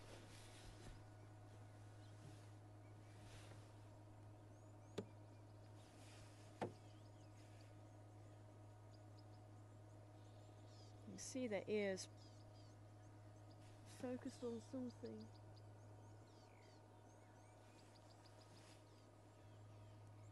Little male's watching us. You know, whatever they've just seen, they've deemed it not really worthy to be worried about.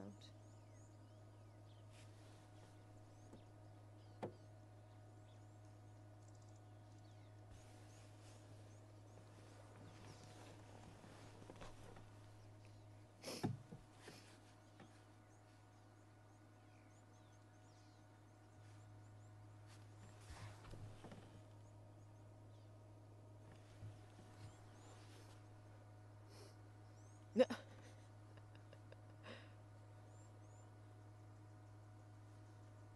Bit of a nudge of the head there, and get out of my way. They will have a dominance hierarchy there amongst the cows, as well as with the males, the bulls. But the bulls don't really stay with the females unless they are going to mate. But the bulls will tend to be on their own or in a bachelor herd.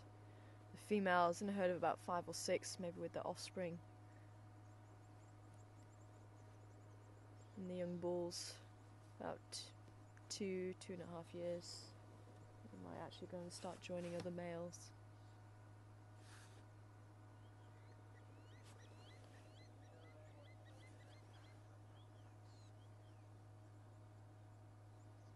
Hi Cheryl Ann, wanting to know where Kudu comes from.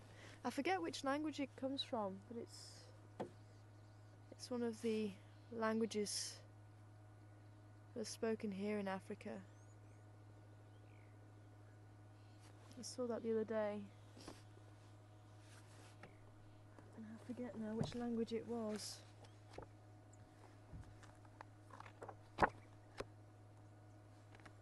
It'll say in my book. Maybe someone can look it up for us, just see what language it is.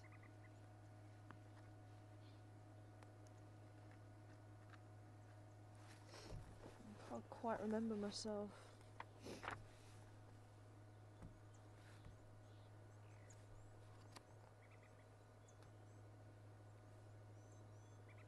No, it doesn't say here.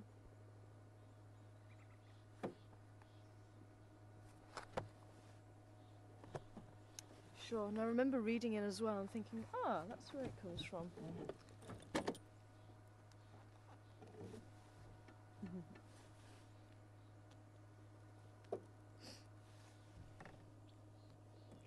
Otherwise, if no one's able to find it for us, I'll try and find it for this afternoon's game drive again.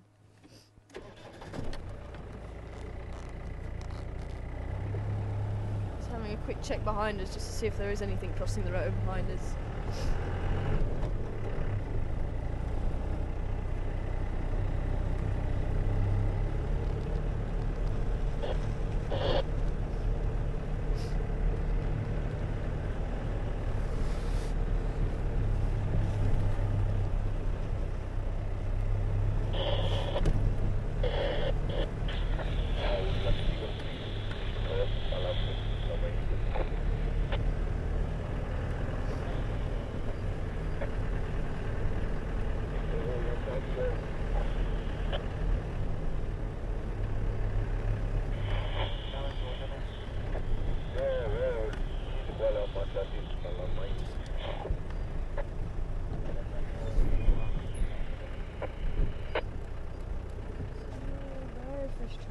Some Kudu bulls here too. Wow, look at those. Wow, they are magnificent.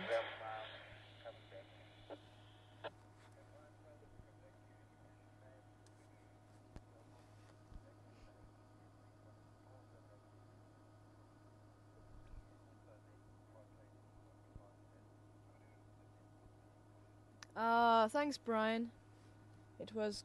I can never do the click. Corsa. No. It was from the Corsa language. Corsa. That's how you're supposed to say it. So one of the 11 official languages here in South Africa. And thanks for coming back with that, Brian. And it got incorporated into the English language and Afrikaans. I didn't quite copy which century. Just from Henry.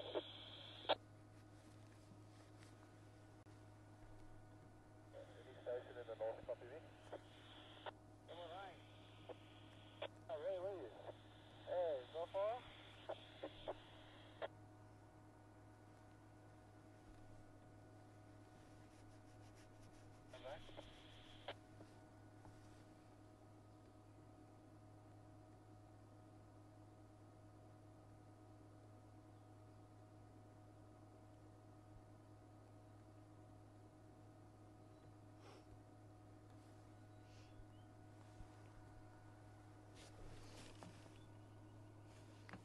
I think some of these elephants crossed over. Maybe we should just go and check a little bit further down Gary Main, and we'll come in from the western side of Treehouse Town. But you can see the length of the horns of these males, much longer than those of the male we've just seen with the females. Really impressive. There's 3 there, look. There's a fairly young males, probably about 4 years old, with shorter horns. And then there's a male that's slightly longer horns, and you've got this beautiful big male. It's probably about 14 or so, 12 or 14. Maybe about 12. He doesn't have. He's got the horns are pretty widespread, and the turns are fairly loose turns. But it looks like he's got about 2 turns on the horn there, 2.5. So maybe about 12,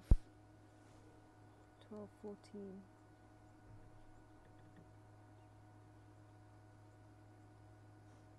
Something. Yeah, okay, we do need to go over there. Oh, we're here. Hi! Sorry, I thought we were still on the Kudu there.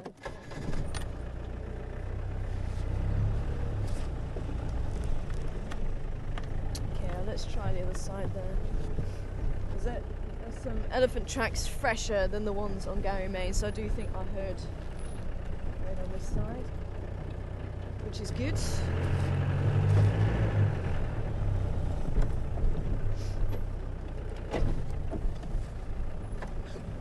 And Glove and Conzo's on Weaver's Nest Road heading west and following up.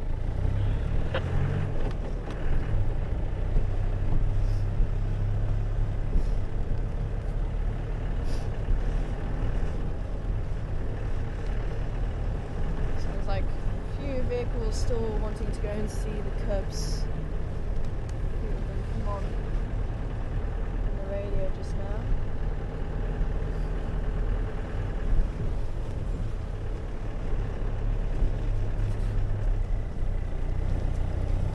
Grain, come in. I've been off the radio a little bit, so have been anything else picked up? I've just been off the radio a little bit, has anything else been picked up?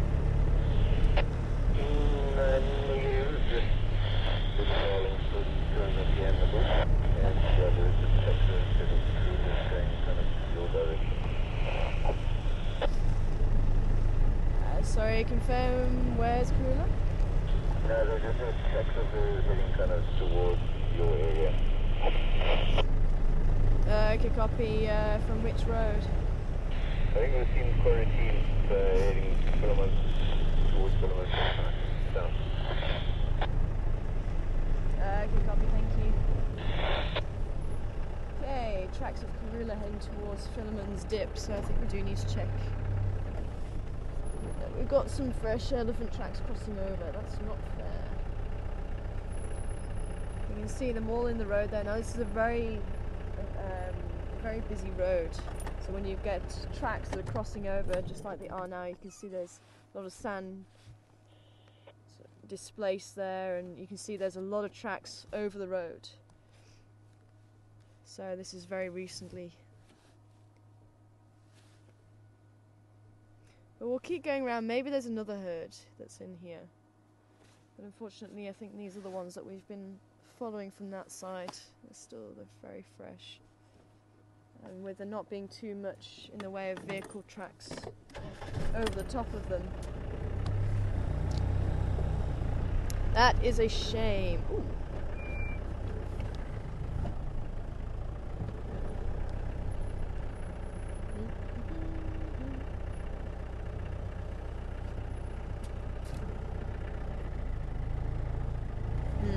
Okay.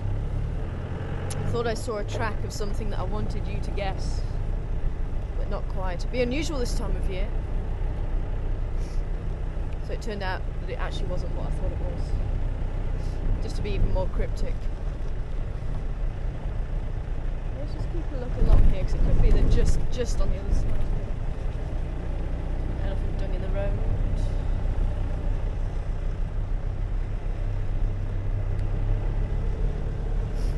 So we'll pop up around by the pans that Mafuffinyan usually likes to go and sleep next to. Apparently the cubs are still curled up.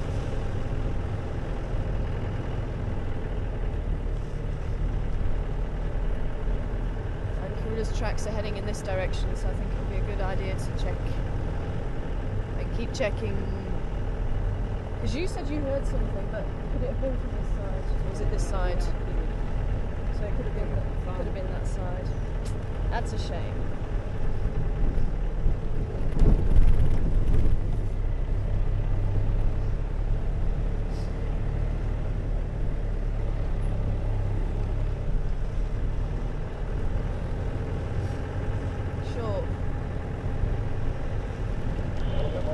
Beautiful blue sky. Where have you been? We've missed you. I'm sure many people remember the Electric Light Orchestra. Mr. Blue Sky, Mr. Blue Sky. Never could sing.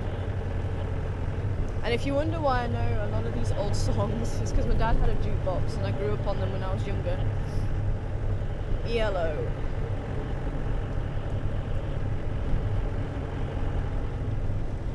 And it was even more amazing because it was actually a blue record, I remember, instead of just the normal black record.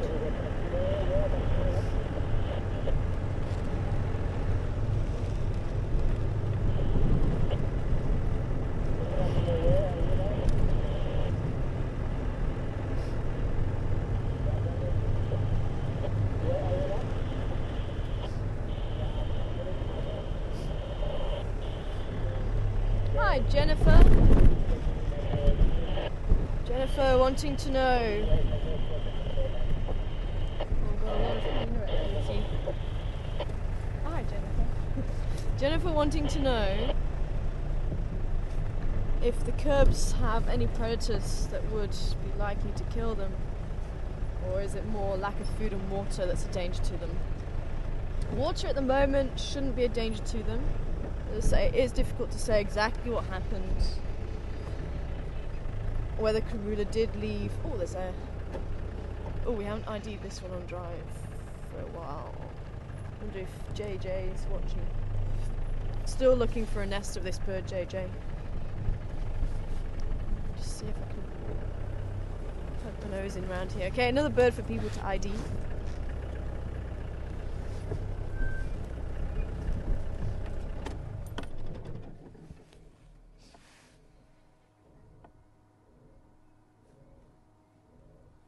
Again, difficult to get it mixed up with anything else.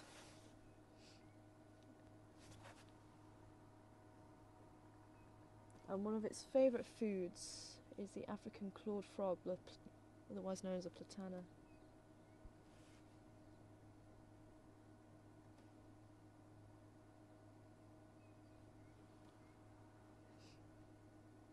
You may just be looking for some frogs in this little pan here.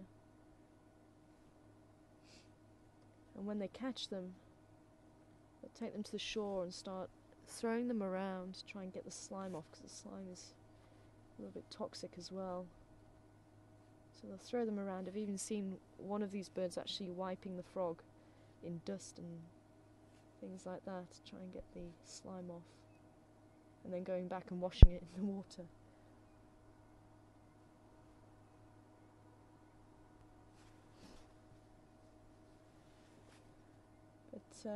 As far as predators go, for the cubs, hyenas, lions, other leopards, snakes at this stage, even eagles at this stage. Oh, he caught one. Oh, I caught a little fish. See if we can move forward a little bit.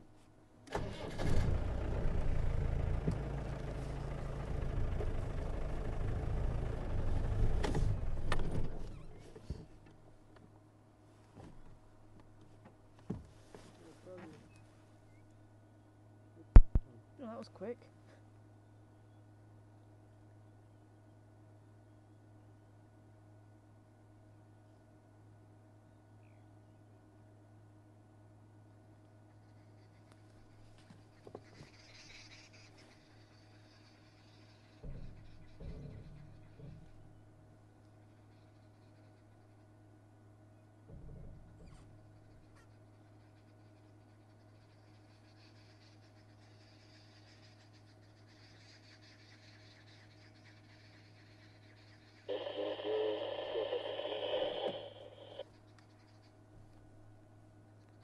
Heather! Good morning to you, Heather.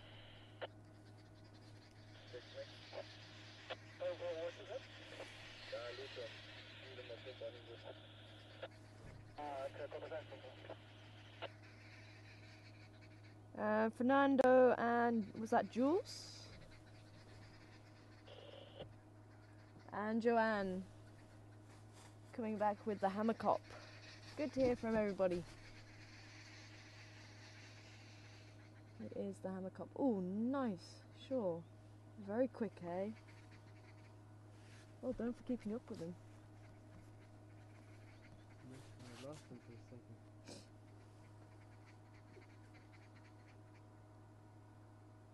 So, even at this age, there's a lot that can threaten the cubs, and that's one of the reasons why they'll still be with Karula, because she can protect them, but... Did you catch one? Yeah, I caught one.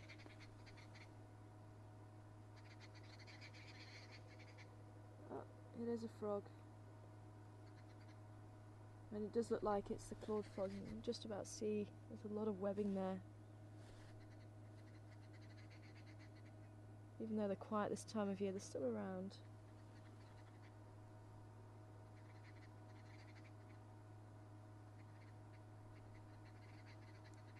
So he's wiping it in the dirt and then washing it.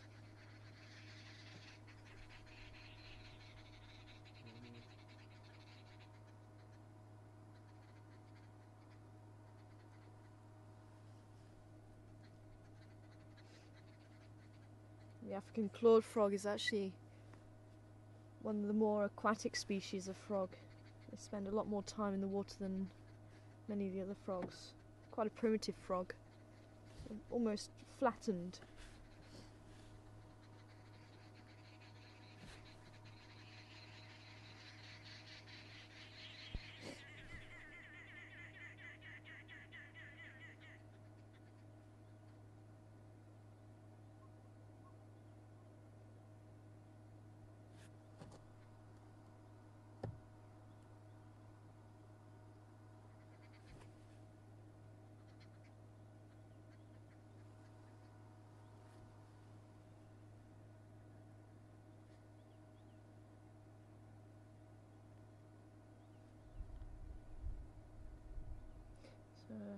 As I was saying about the cubs, when Karula does leave them, there's usually a lot of trees around that they can climb. They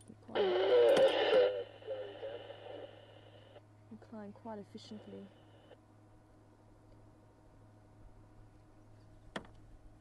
Okay, well, let's leave the hammerkop to it. Apparently Karula has made her way to Gowrie Dam, so maybe if there's a Zoomy watching, we might be able to find Karula.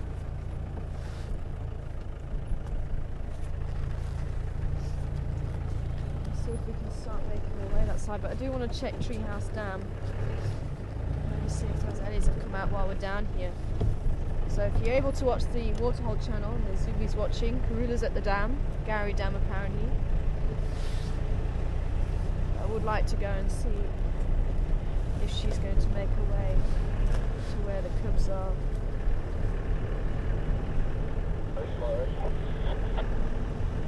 I copied that, Graham. Is it possible for us to come and join you? Thank you so much. I'm on the way.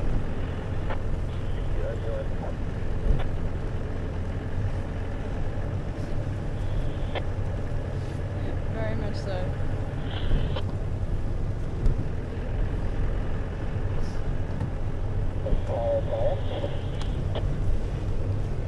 Standing by.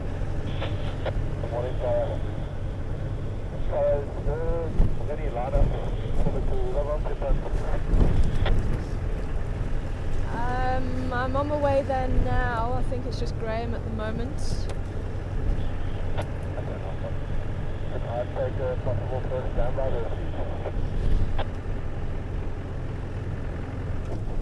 Let me just try and get hold of Graham for you.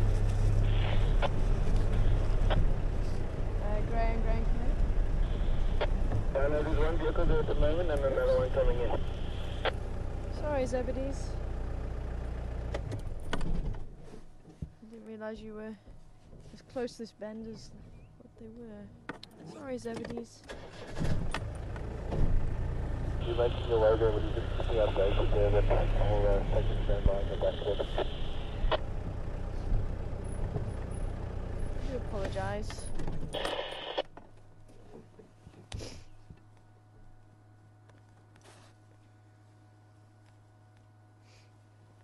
A small herd of Birchall zebras, say, with the names changing backwards and forwards. They are now known as Birchall zebra again.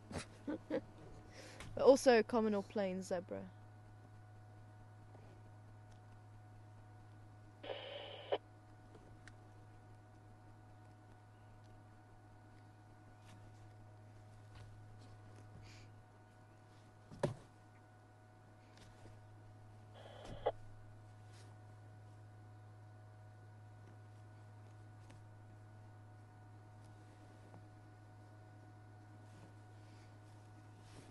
Just see if we can pull forward just a little bit. Might be able to see them a little bit better before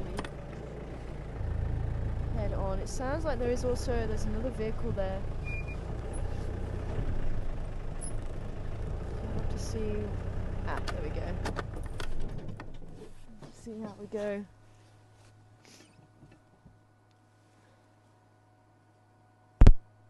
Looks like there's a couple of mares that are very heavily pregnant. Again, not really breeding season as such. The births might just peak around the summer period towards December, January time.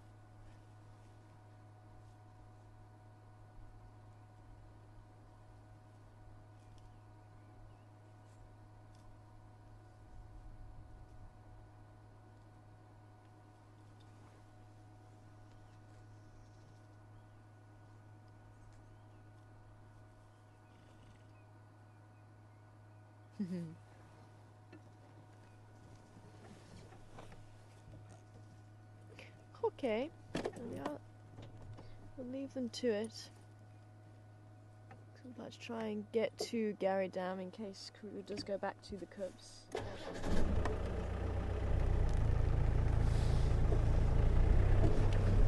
I think it'll be the first time she does. It'll be the first time for about a week since we've actually seen Karula with the cubs.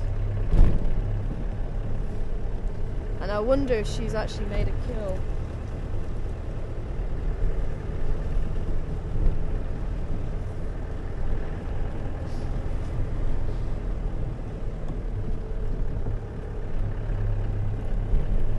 Lots of rhino activity around here too.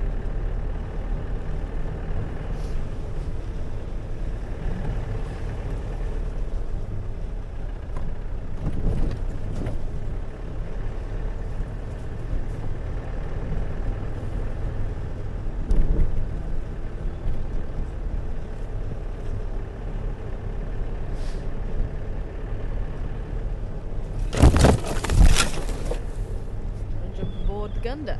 It's not on.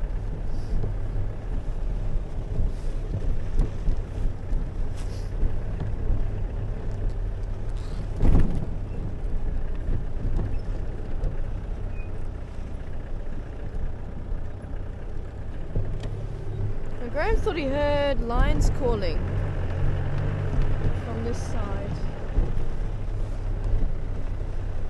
earlier on this morning. They did find lions around Cheetah Plains, and I wonder if it was further that side that they were calling from.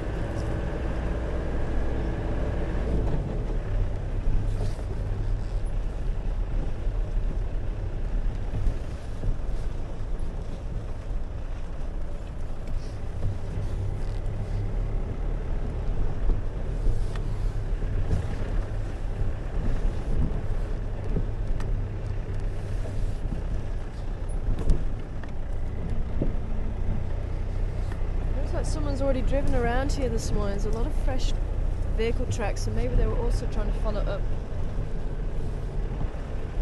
on those calls. As I say, I didn't hear anything this morning. I thought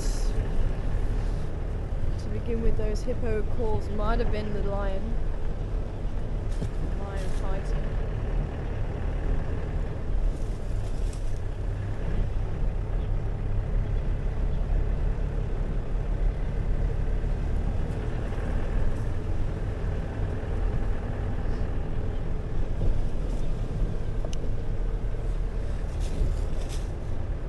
we're getting a bit of break up there.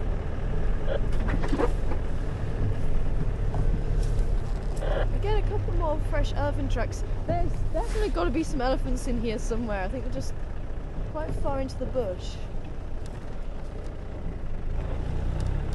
I'm seeing fresh elephant tracks again.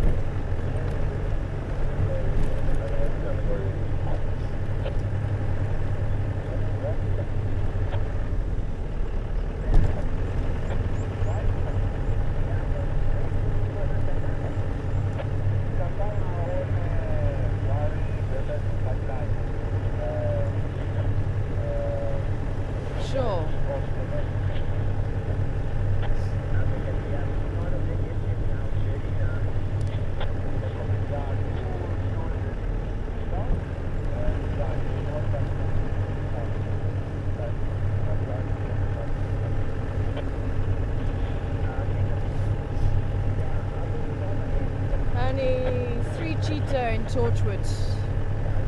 I thought it sounded like they were somewhere around Gary, Maine, Buffalo's Hook. It's getting a bit confusing then.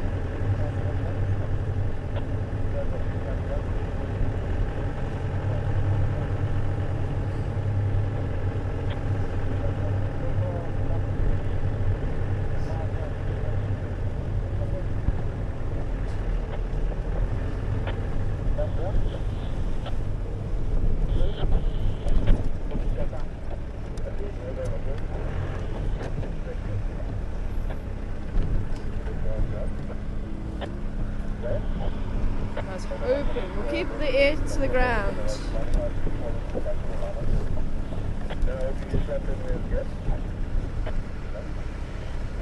Keep the ear to the ground about the cheetah, and if they do come over this side, see if we can go and have a look.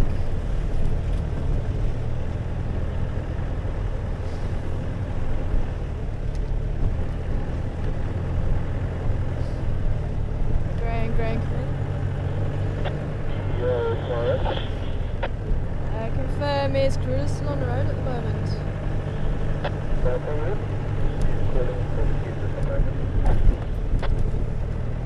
Copy, what's the distance between them?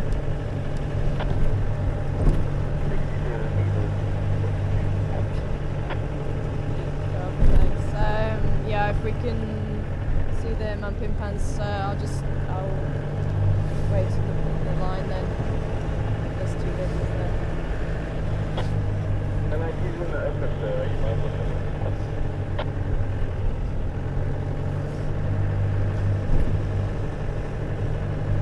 Let's see what the story is. Saying that she's still a distance from the coast.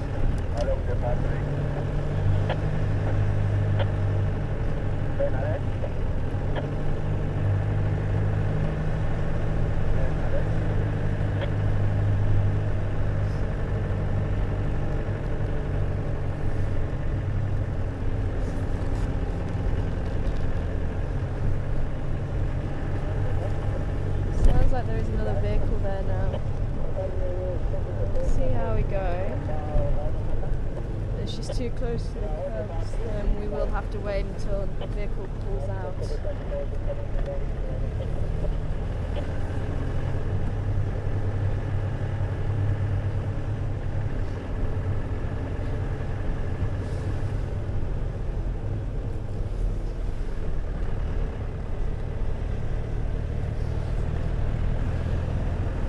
These elephants have done a disappearing act on us.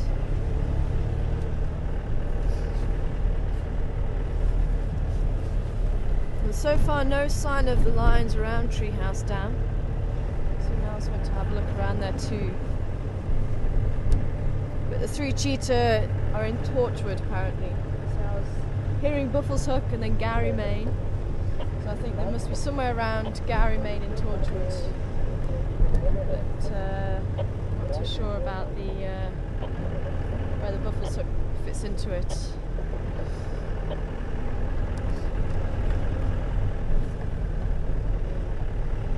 Waterbuck there.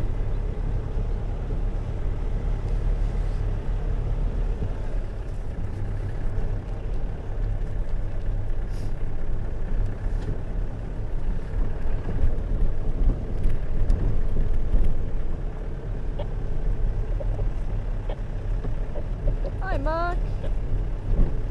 Over there in New Jersey, coming to you. Wondering what Torchwood is or where it is. And I don't know if Karula's been hanging out there, but she seemed to have gone over there the other day, and I wonder if she might have just been looking for hunting opportunities. Apparently she does go there occasionally. Okay, there's still quite a distance, so we should be alright. Oh, there's a waterbuck just here.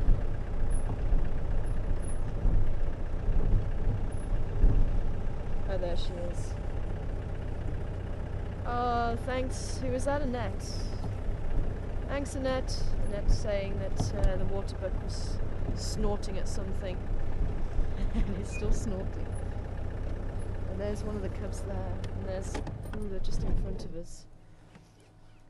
I can't see the other vehicles, so I think we're alright for the time being. So Cubby's just to our right. Karula's just in front of us. And the waterbuck still snorting.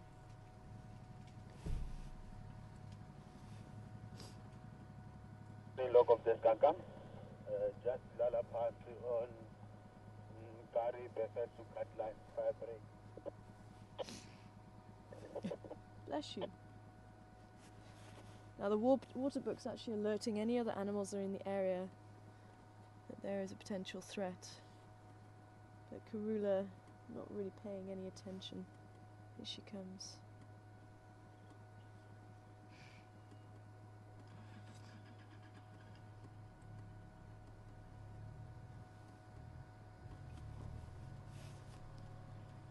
She is.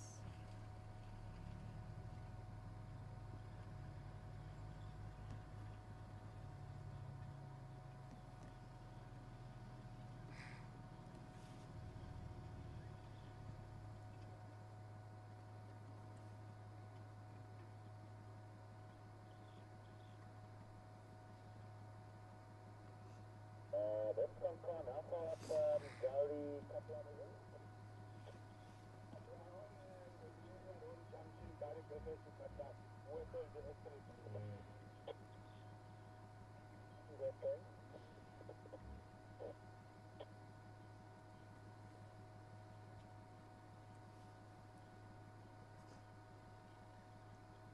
And a beautiful lady. She belly looks a little bit full. Maybe she has been successful.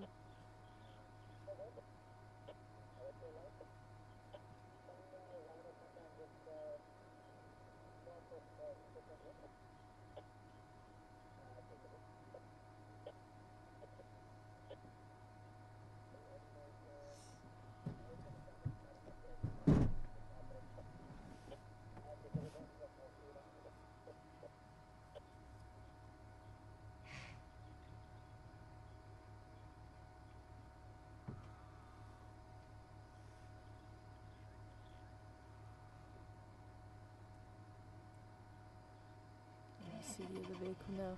We're gonna have to stay here, I think.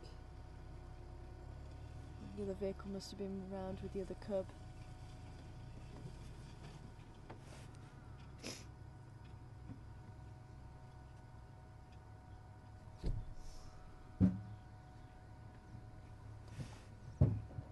Okay, I'm gonna move Daniel. Just going to pull back a little bit.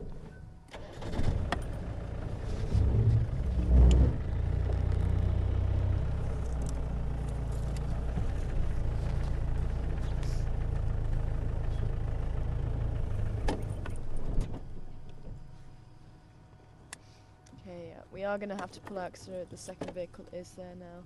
I thought he had pulled out.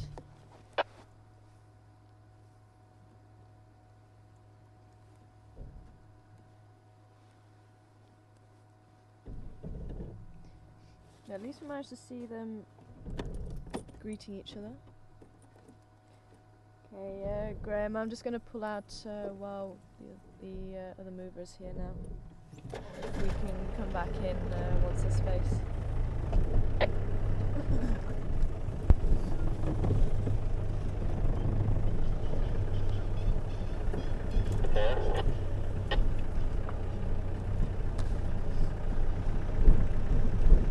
Standing by.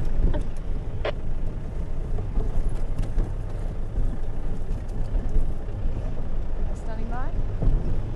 Sorry, what's happening is this? No, there was another vehicle in the lock. I thought they'd already pulled out. It was with the other mumping pan. So it just appeared now, so we're just going to move out the lock.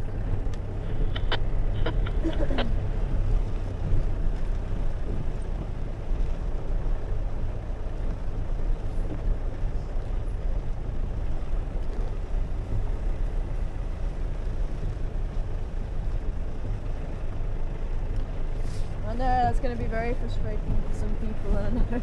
I spent a bit of time with Karula and the cubs playing, but unfortunately, I say just to try and keep the cubs as relaxed as possible. You don't want to put too much pressure on. As I say, I thought the other vehicle had already left.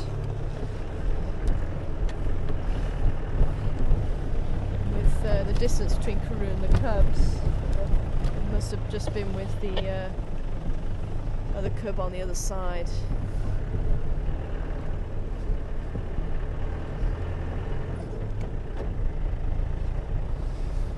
It's an open enough area that it shouldn't really cause too much problem, too much of a problem, but say just to not complicate matters. To it.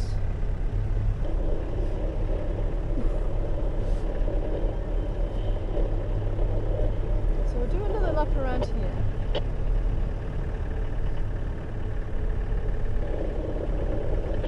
At least we got to see Mum and the little boy greet each other.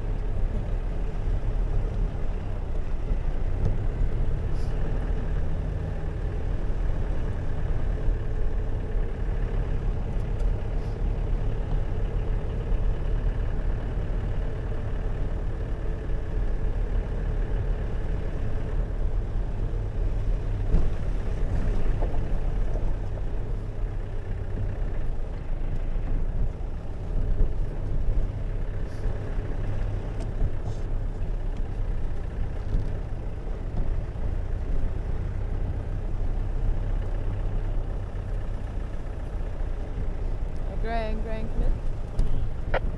Hello, Graham.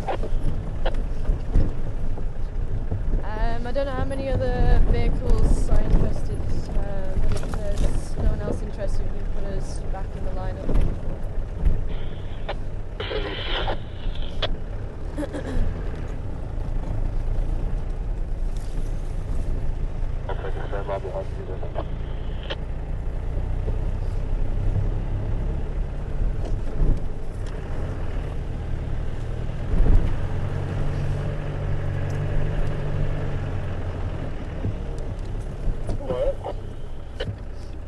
Standing by. Good evening. Yeah, we've got the bushbuck just there. Bushbuck? Yala. Can't see with the sun. Okay, copy. I'll be there shortly. I'm saying there is space here now.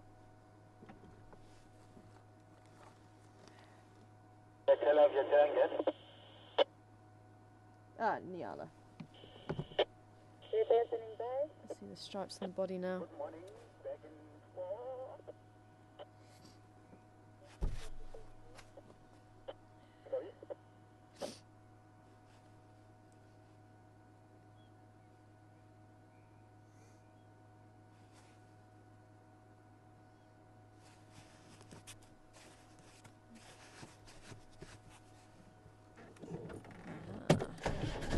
So that was a Nyala. We saw Kudu earlier on.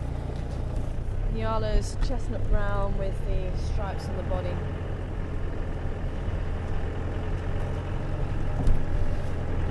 Go a little bit further up just in case there's any more sign of those elephants coming out. As I'm sure there's 2 elephant herds here somewhere. I think there's one, the one must be in here somewhere, and the other elephant herd must be over the way there.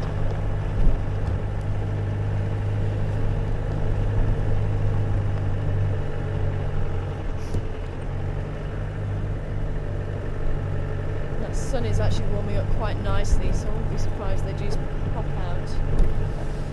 This is a nice spot to turn around in.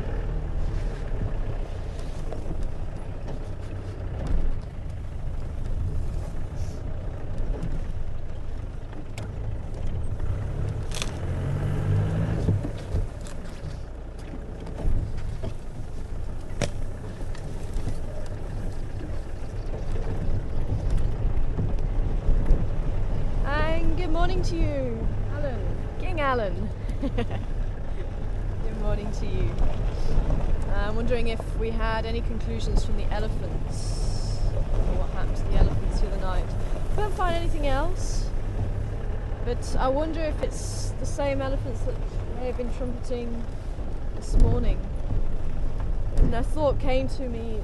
I wondered if it was the injured elephant that we saw the other day, because remember he was trumpeting quite a lot. Something was happening there, but otherwise we didn't really find anything. I would say it would have been very foolish to go in thick bush like that at night to actually go and see as much as I'm sure everybody really wanted to see, and myself included. So the only reason why I was following up is I thought there may have been a cat, but it sounded like they were moving quite fast up towards that fire break. So I think it was a dispute between them. Or to say that other elephant. So I think it could have been the 2 adults, big elephants, having a dispute. We've seen it a couple of times. There's been some big elephants in this area recently.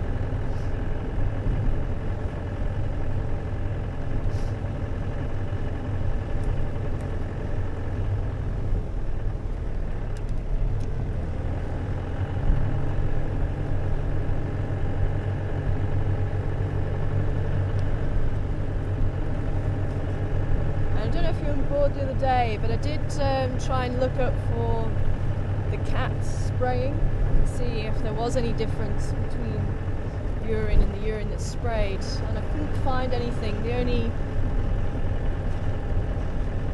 only thing that I found in the literature which may be different is I think a fatty acid added to that's sprayed.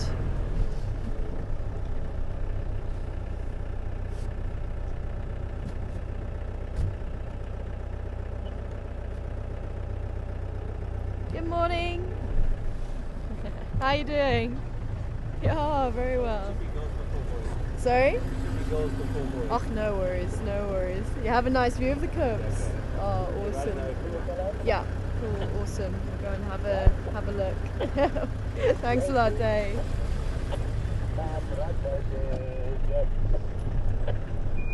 Copy that.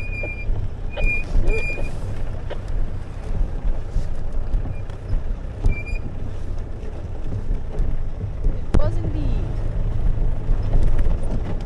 Okay, apparently the nice ride out in the open. Coming to your fellow. And by Egypt. Just be careful when you come in on the right hand side, there's an inflow cycling at the moment. So I can go to the Ingwe before I come back.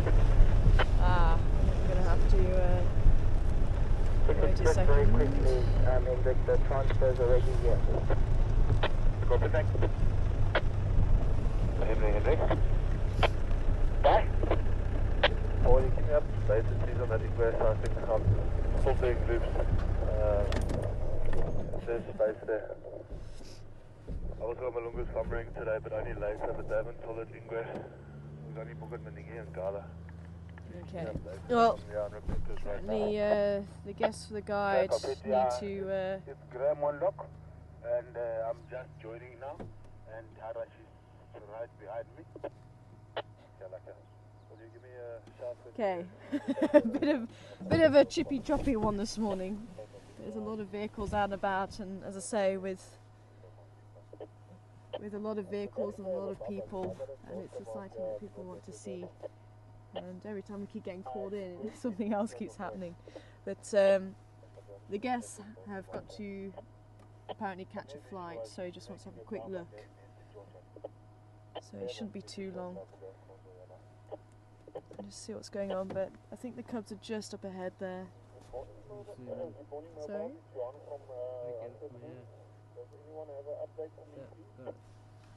Oh, you can't get them from here.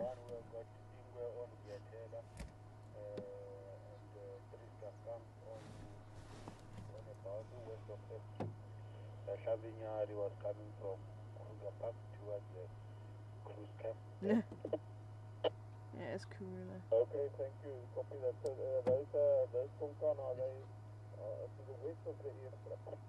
I think, yeah, you can talk to Ibrahim Wazanda. Yes, again, inshallah, Ibrahim.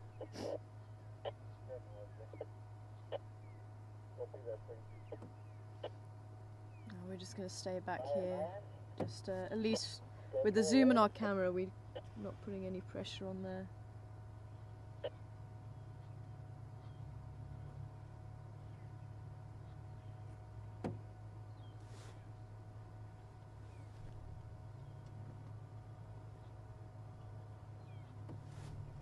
Ryan, I'm pulling out now.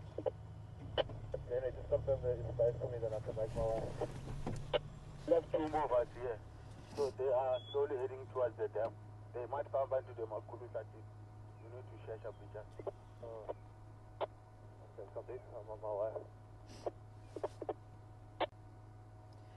Ryan, if you let me know when you're close, I'll pull out and give you some space. Anyway, sorry, I think Henry said he's pulling out, so we'll just see yourself and Graham. I'll come take a third there. Just confirm for me the best place to come is Gary Dam, It's Gary Dam, there's the Mumpimpans with Karula. I was under the impression it was a 2-station lock, but if it's 3 then it's fine. Okay, copy.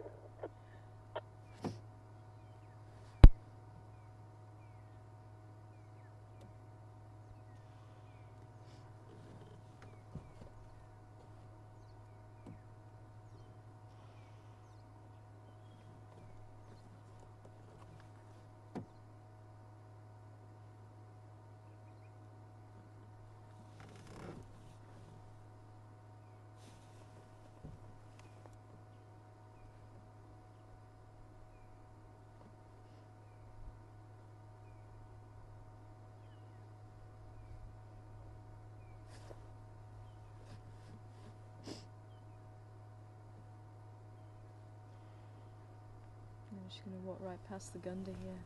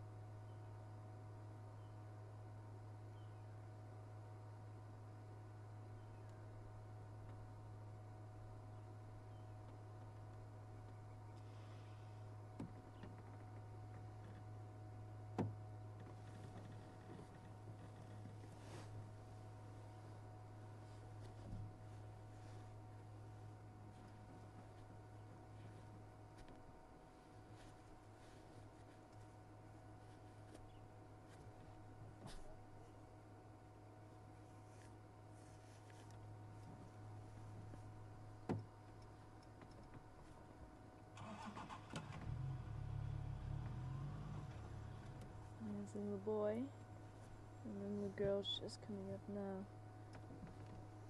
There she is.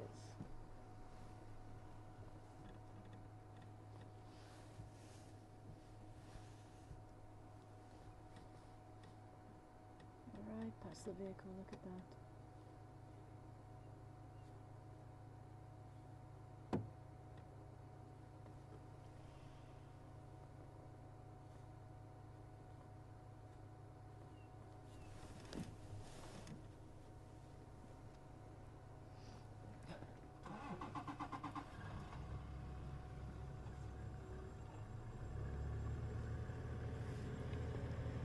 You see them now, he's just here. Just there.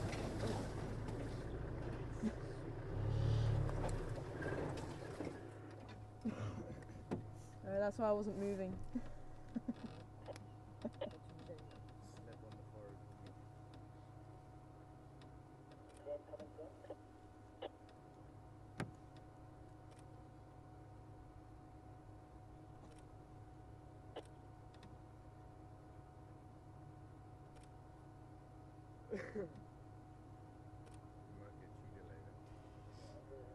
Yeah, whereabouts are they in Torchwood?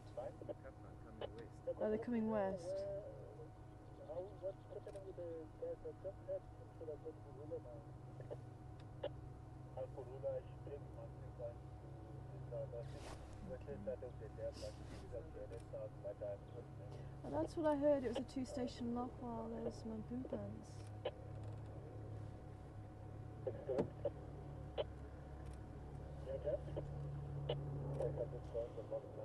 They're going over the dam wall. They're heading directly east over Gary Dam wall. Okay, copy that, thanks. The next highway is slowly this time. How many more are there? 3 of us at the moment. I won't be too long. I'll just put that each other's number higher. But this is a farmer. Okay, fine. Yeah, I'm still in this quite right now. Okay, well, I'm gonna pull forward. Where's the other one? Is he? Oh, he's quite close. Quite close to okay.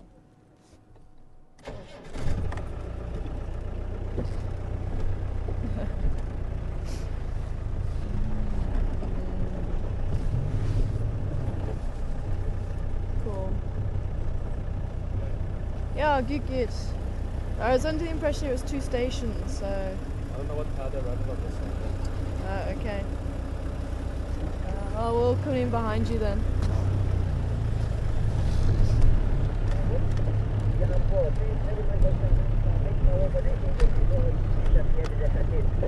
We're being on the dam wall. We're just going to keep our distance. There seems to be some confusion about how many stations are allowed in the lock now. I don't know. Anyway, we'll keep our distance.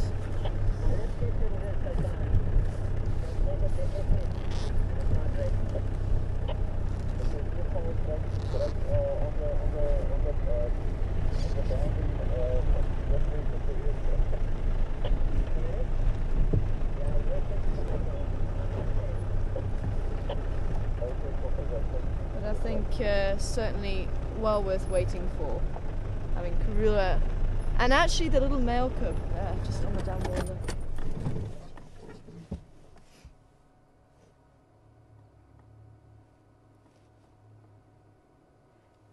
Having them walk right next to the vehicle and the male as well. You can get a little bit skittish sometimes. Patience once again. I think they thought they were going straight into the drainage line.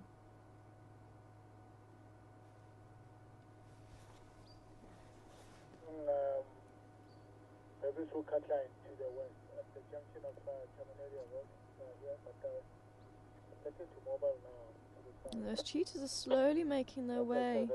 They're still in Torchwood apparently, but it sounds like they may make their way through this side at some stage today, which would be awesome. And I had a question earlier about the white on the tip of the tail. You can see, as I was saying, twitching the tail. Something is interesting them.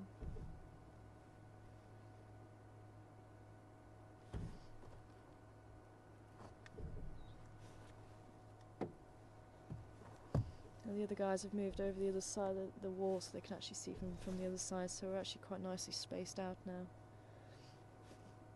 And so they are 8 months old now, so they're getting it probably about half the size of Karula now.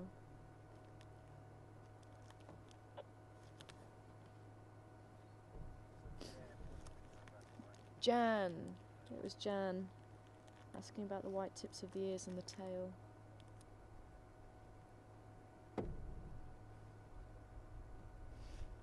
And Karula's going down to the dam to drink. And maybe if the zoomies are watching, they'll be able to actually see Karula drinking.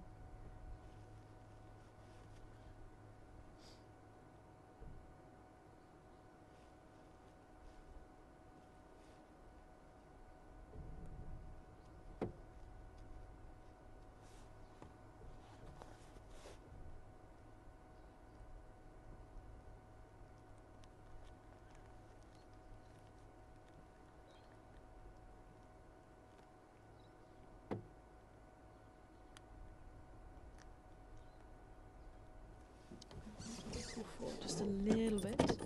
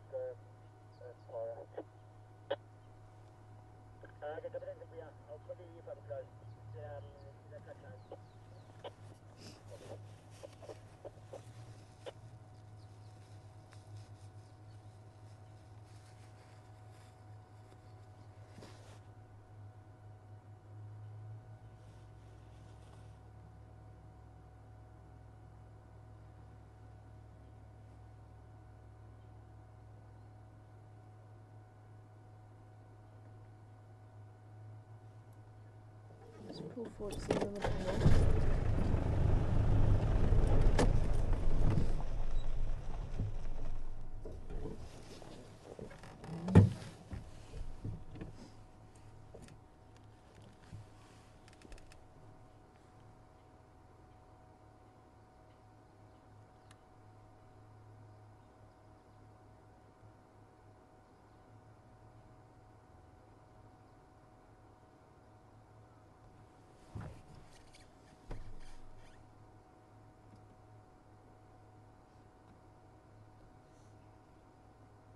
Hippos are watching her quite intently.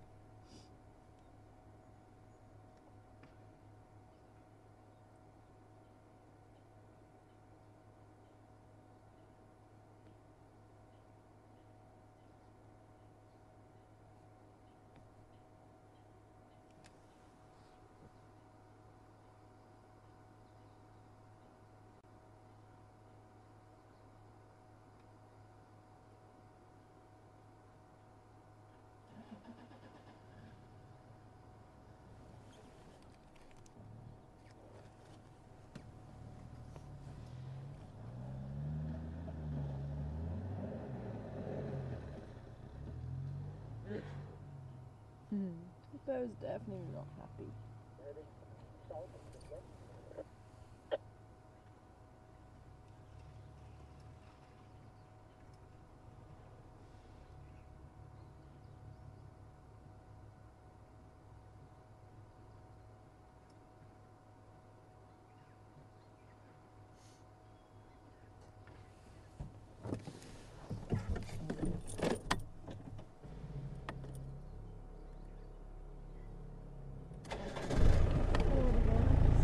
Just through the bushes there. You see them if you zoom in into that open patch. A bit further right. There. That's where they went. I'm just about to see one in the centre there. Are you on yard?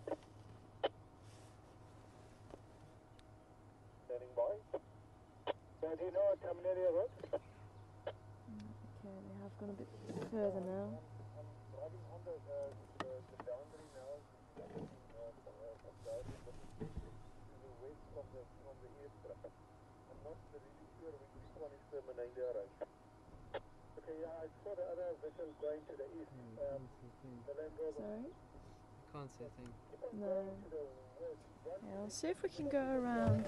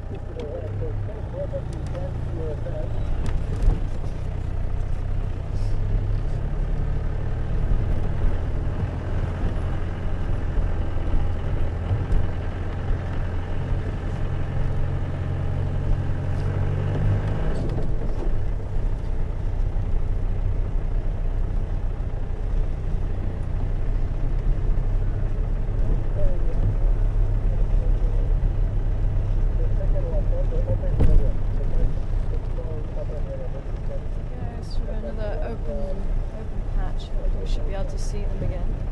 Oh,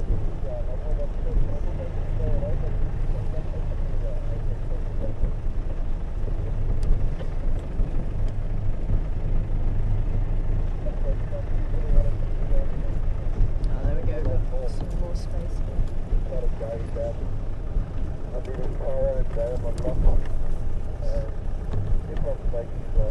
Thank you very much, sir.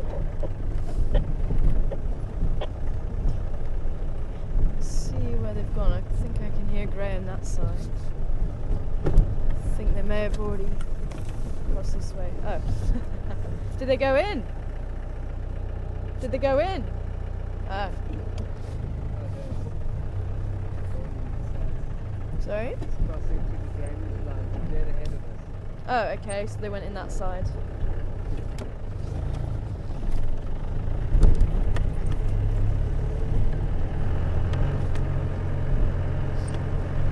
Drainage line. Yeah.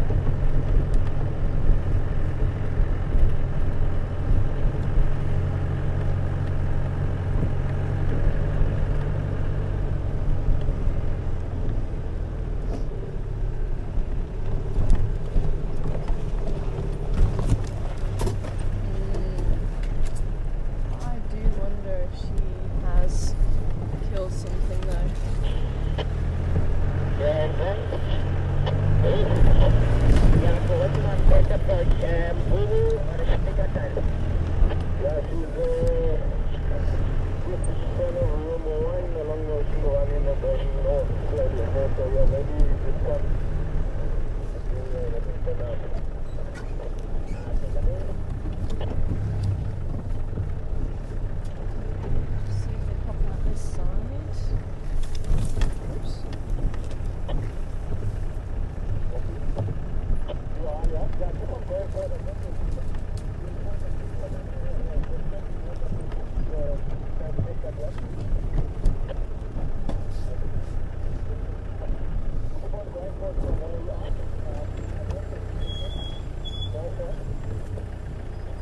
Squirrel shouting just up ahead.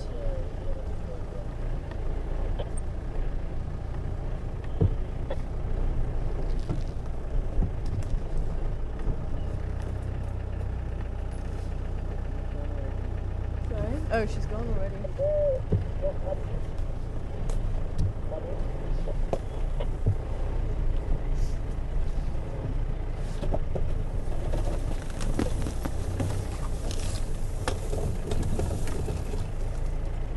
Further down towards the room. I can hear a squirrel crawling in here. Ah, so I just see some spots moving there.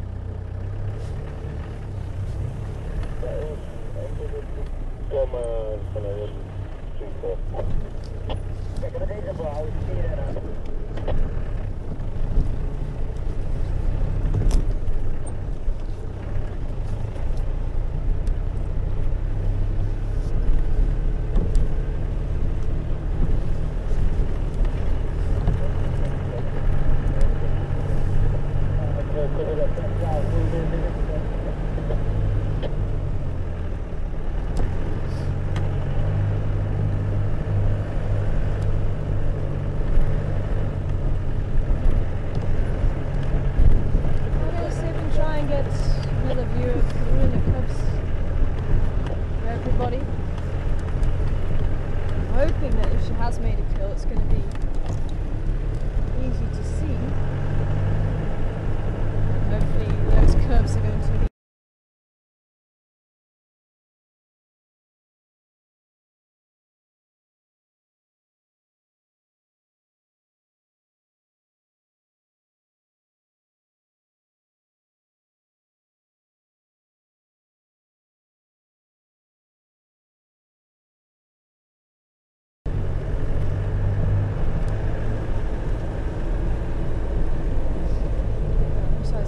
another leopard around here. Leopard dung in the road.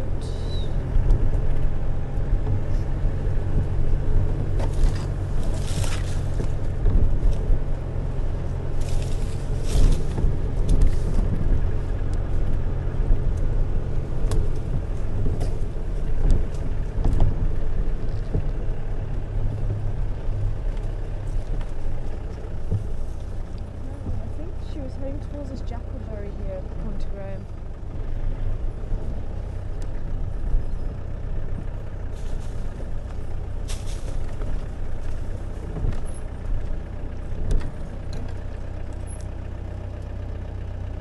There, no, Franklin. Franklin thinks it's a leopard.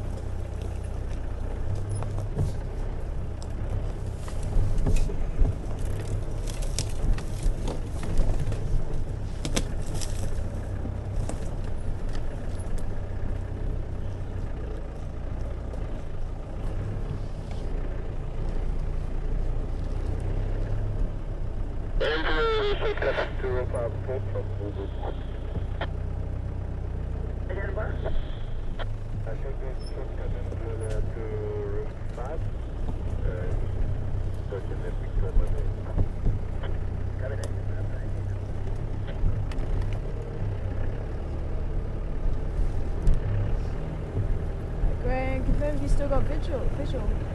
Yeah, so we're behind the big camera, the big jackalberry section, that little shortcut at 05. The one I've just passed. Yeah, so we're next to the big jackalberry, just on the other side of that mountain now. The same, she's on that side of this big thing right now. Not that jackalberry. He just left at that mountain. That's when he moved away from that mountain. That's fine.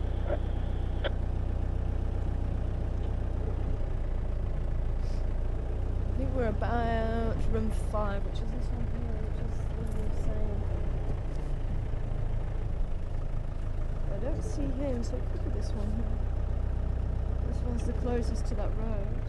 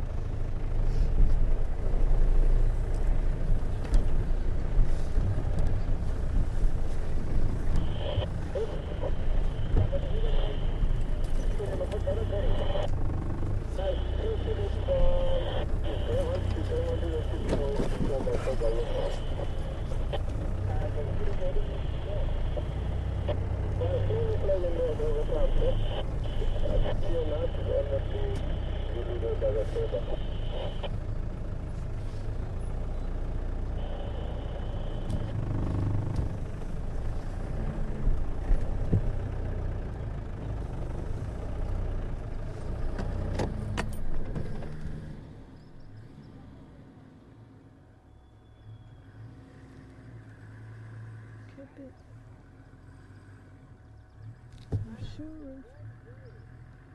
I thought so. Okay, so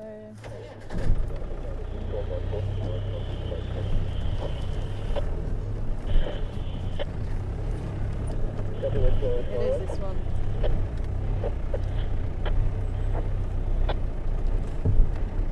Go again.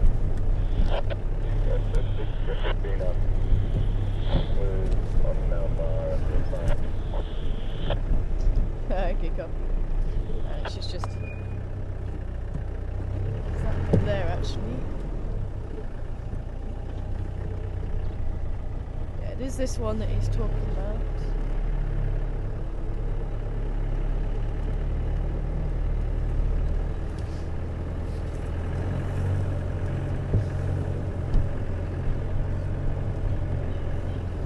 Oh, nice.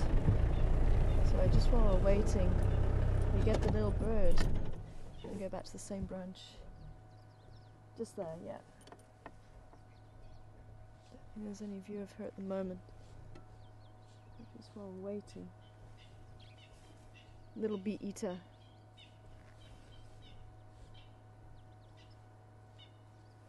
There's a couple of them around. And just what it was doing there is known as hawking. It returned to the same branch.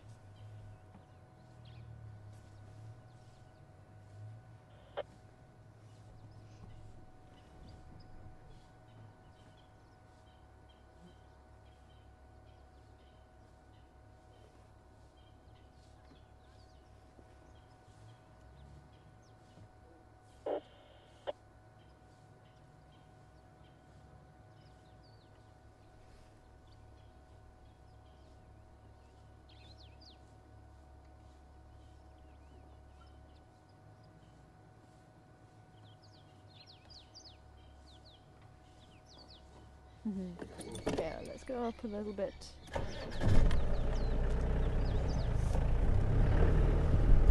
Beautiful little bird. Don't often get a chance to see. There she is. There she is. Aha.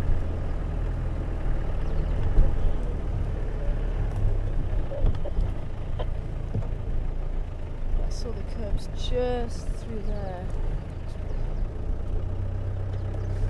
I think we just need to stay this side and they'll either come down here or maybe straight through. Oh, there they are. Just here, look. Just there.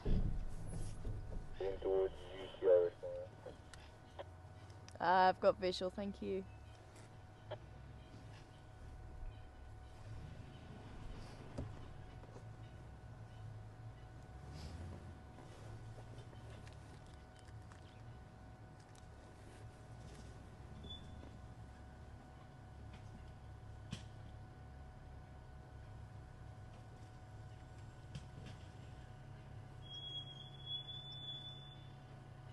Send marking there.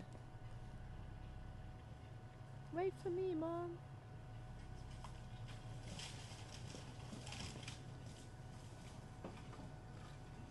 I'm going to take this little 2-track down here.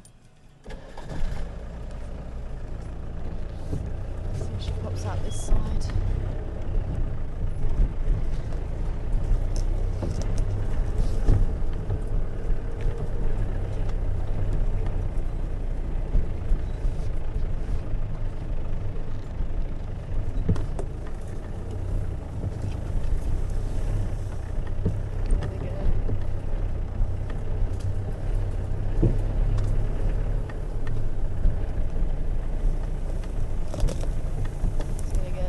Tricky going through here.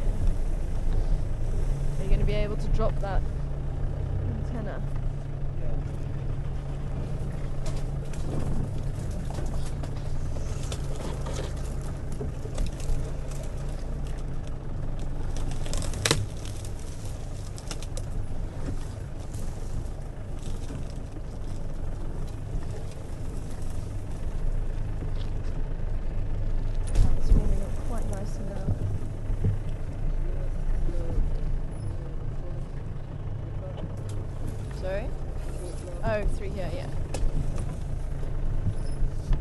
actually just around the back of camp now.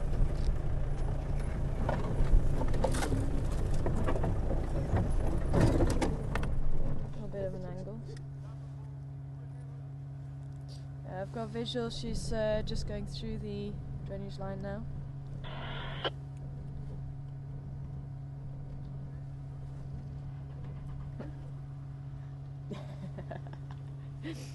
Look both ways before crossing the road. And I think that is going to be the last visual that we have of them. This is going to be quite steep in there, quite... there goes the curve disappearing up there.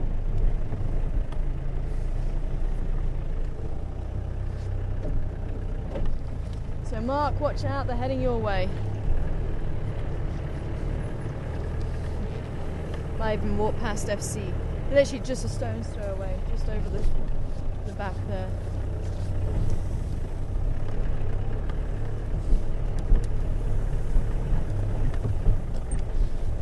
I've just lost visual just over the ridge there. I don't know if you want to follow.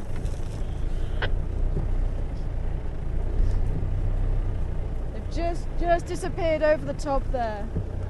Yeah, just disappeared over the top. No, it's a bit too deep. Morning.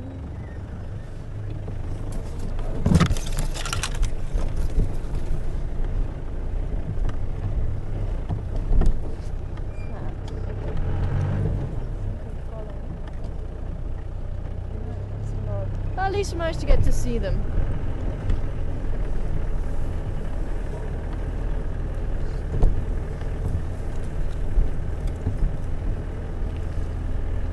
Managed to see Karula and the cubs together, as I'm sure a lot of people were still a little bit worried. But at least if we don't see the animals, we can see what's going on with the tracks. Someone was asking a while ago, what's the point in looking at the tracks and for the tracks? Hopefully it shows you. It can actually help to understand what's going on even if you can't see the animals.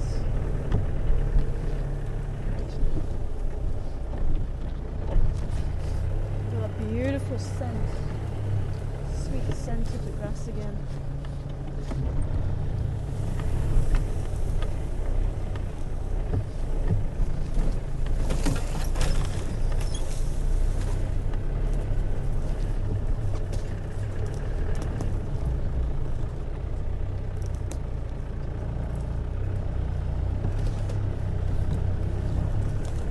It's going to be quite an exciting morning.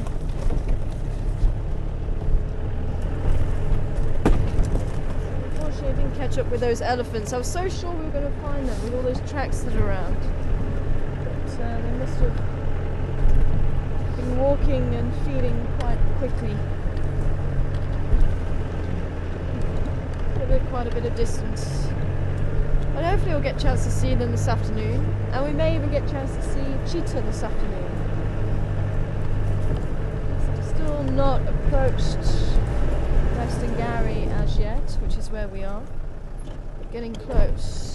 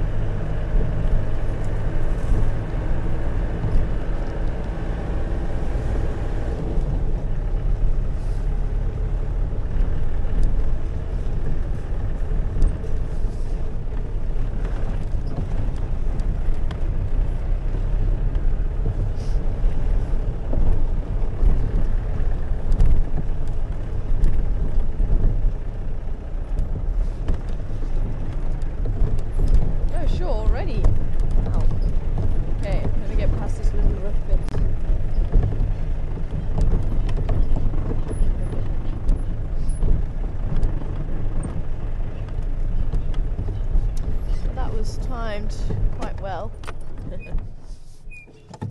Say goodbye. thank you very much for joining us here on Wild. Sorry about all the stops and starts into the sighting.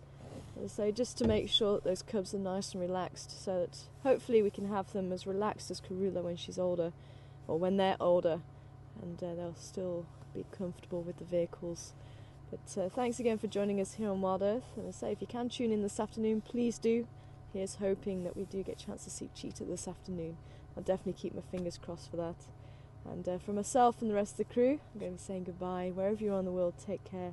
I will see you here on Wild Earth very soon. Bye, everybody.